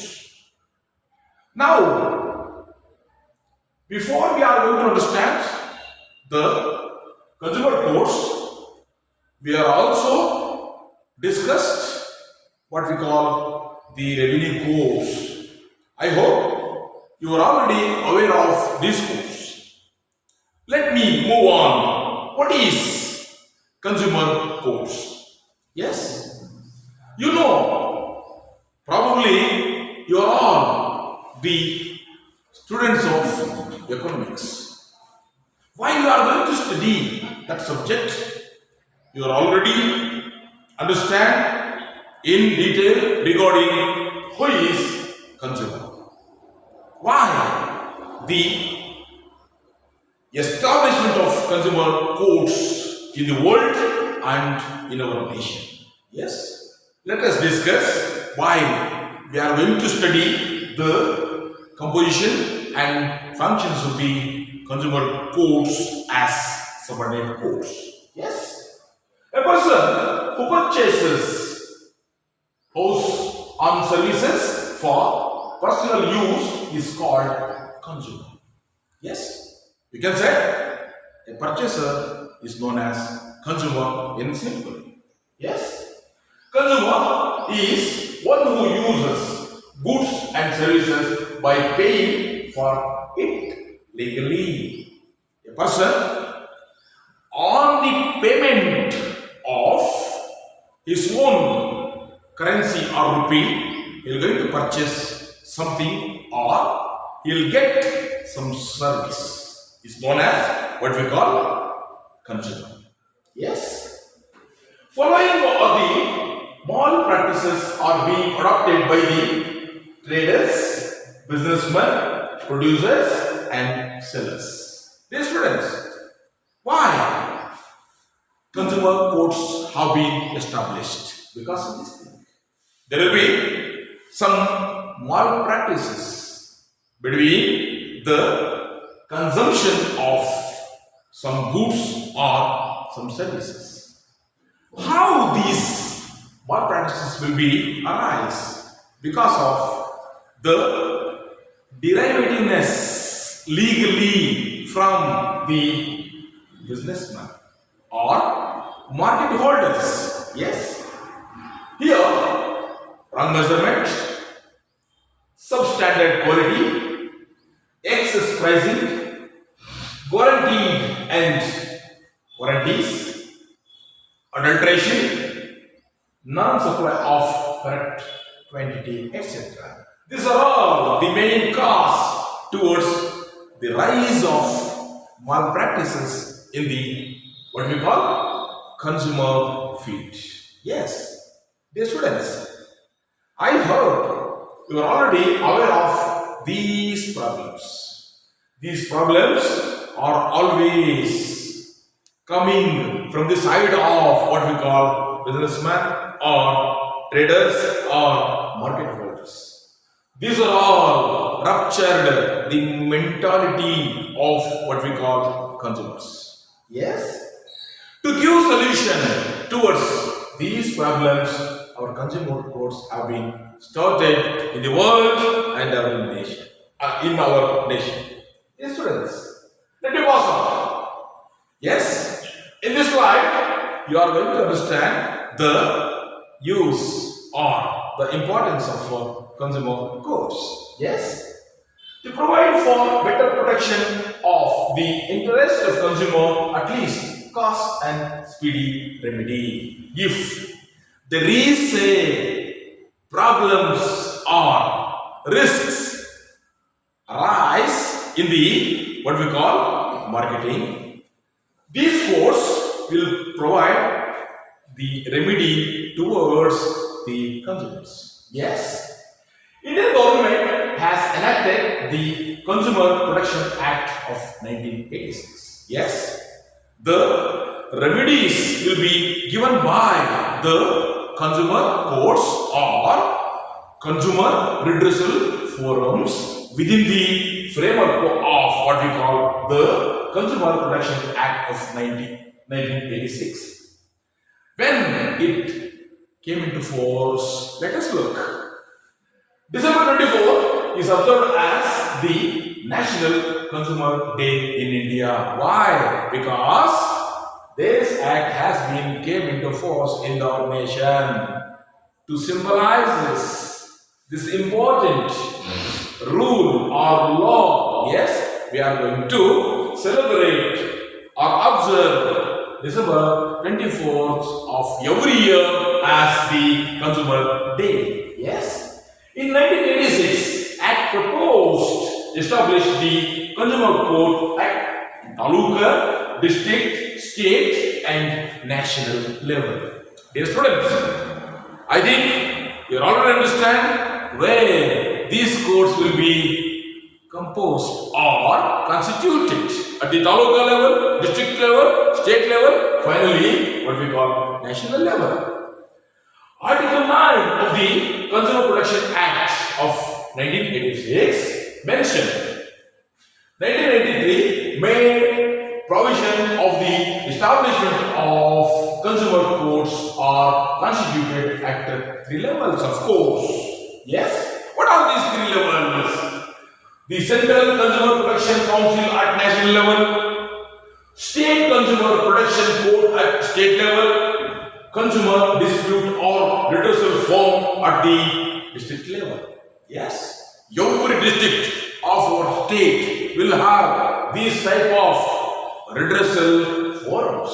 Yes, these will going to give remedy towards the risk with what we call consumers. Yes, appeals from the district forum are taken to the state council and from the state council to the central council and from central council to the Supreme Court. I hope you already understand the appeal will be reached to the High Court from district forums. Yes, if a district forum or state forum or what we call a central council decides the case, consumer may not be satisfied. If he is not satisfied, he can move towards the Supreme Court finally for his remedy. Dear students, it is the scenario of what we call the consumer courts in Indian nation. Yes, when you come across how we can file the case. Yes, consumer as an individual, consumer with the association, consumer with his own representative. Yes, what is this?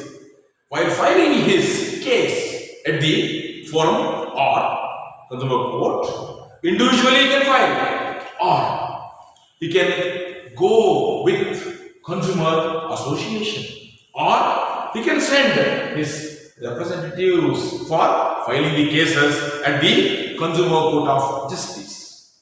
What are the remedies, dear students? Here, simply you can read, if a consumer got any risks, he can have solution has remedies. What are these? Yes, replacement of goods and services. If a goods has been not fulfilled his satisfaction, or service is not fulfilled according to him, yes, while he can get the remedy or refund. Yes, if there is a fraudulent activities from the traders towards his own rate, yes, he must be abide by to refund what he has been taken from the consumer. Yes, compensation. Here there is a important risk remedy. Yes, the consumer court will give the compensation towards the person who is victim of trade or business. I mean, if a consumer faces a risk, he'll be get the same measurement of what we call compensation. Keeping in mind the interest of all customers, New Consumers Protection Act in Act 2019 was passed and came into force on 20th July 2020. Yes, we already told you in the last Consumer Act, with the protection of consumers, what we call life, this new act has been incorporated with the what we call consumer rules and regulation to protect the consumer in the what we call market risk. Dear students, here we are going to understand the consumers what we call remedy, consumers static protection with the consumer courts. You must be kept in mind, it has been came into force at the outset in America. Later on, it is came to India. What I have already stated in 1986. Let us pass on. One more subordinate court is the family court. Yes. Why? What is the uses of the family court? Let us pass on. How we are going to understand with the name consumer? Yes. These courts are coming to protect the consumer's interest. At the same time, at the same line, we are going to understand to protect the family disputes or to give what we call solution towards the family disputes. The family courts have been established. Okay, here we have to have some simple discussion regarding family dispute. Family court deals with matters such as the solution of marriage, judicial separation, divorce, declaration of material status of the person, matrimonial property, claim of maintenance, guardianship, custody of children, access of children, etc. What are these? Dear students, very simple. These are all relating to family matters. There is no doubt about it.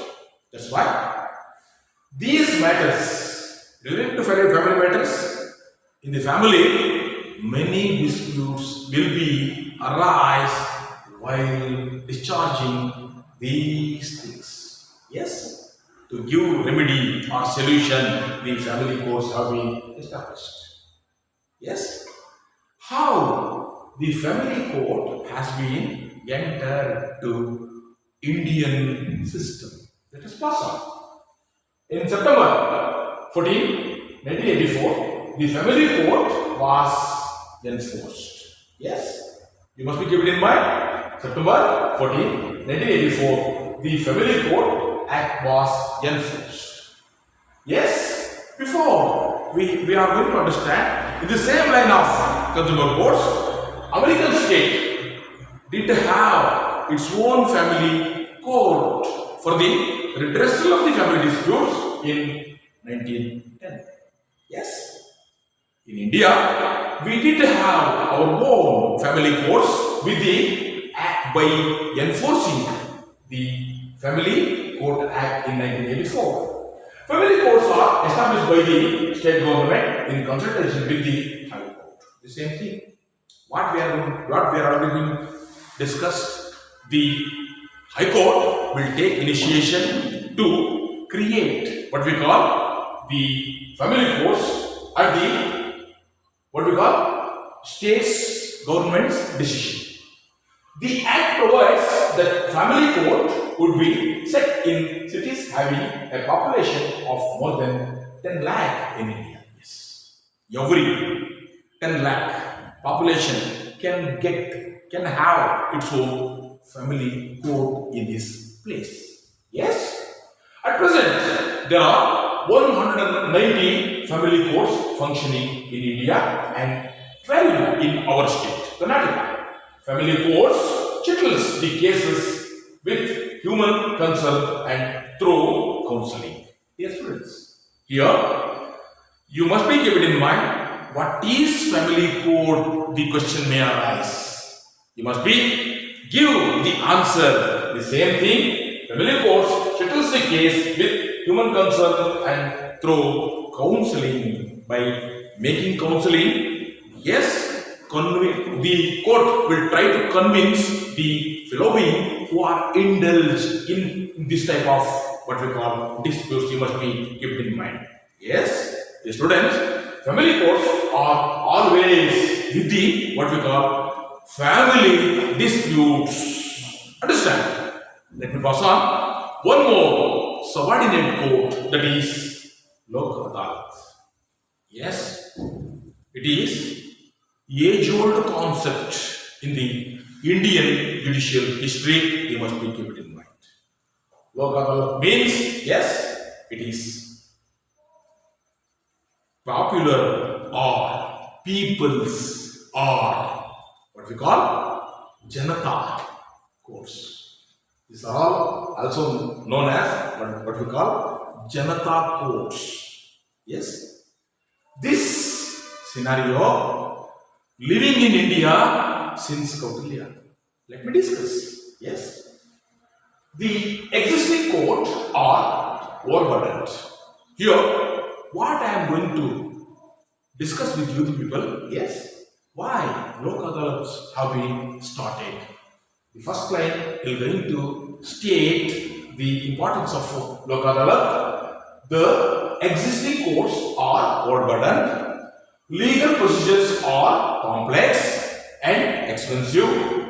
Dispensation of justice is delayed and out of reach of the common man. To make it simple, easier and affordable to the poor, to settle disputes promptly and to reduce the burden of the court, Lok Adalats came into existence. Yes? Why these Janata courts are came into existence? These things are the answer. Yes, Lok Adalat means, yes, what I have already told you, people's court. People's, where Lok means people, Adalat means court. That's why we are going to naming after this type of courts, Lok Adalats in our Indian language. Yes, it settles cases. How it will be function? I will be give in simply regarding this. It settles cases by means of compromise, conciliation, arbitration, mediation, rather than following legal technicalities. Dear students, here legal technicalities will not function. Yes, this court established by the Supreme Court of India. Yes, you must be keep it in mind. This court is also established by Supreme Court of India.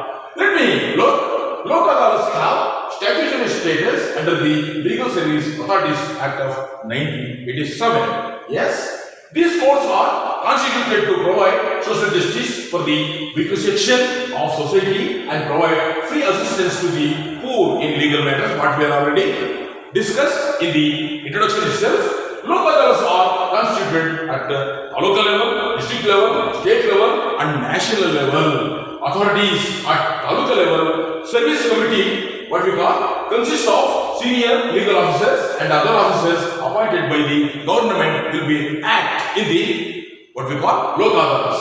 District level services, service authority consists of retired or in-service judicial officers will establish advocates, social activists and others.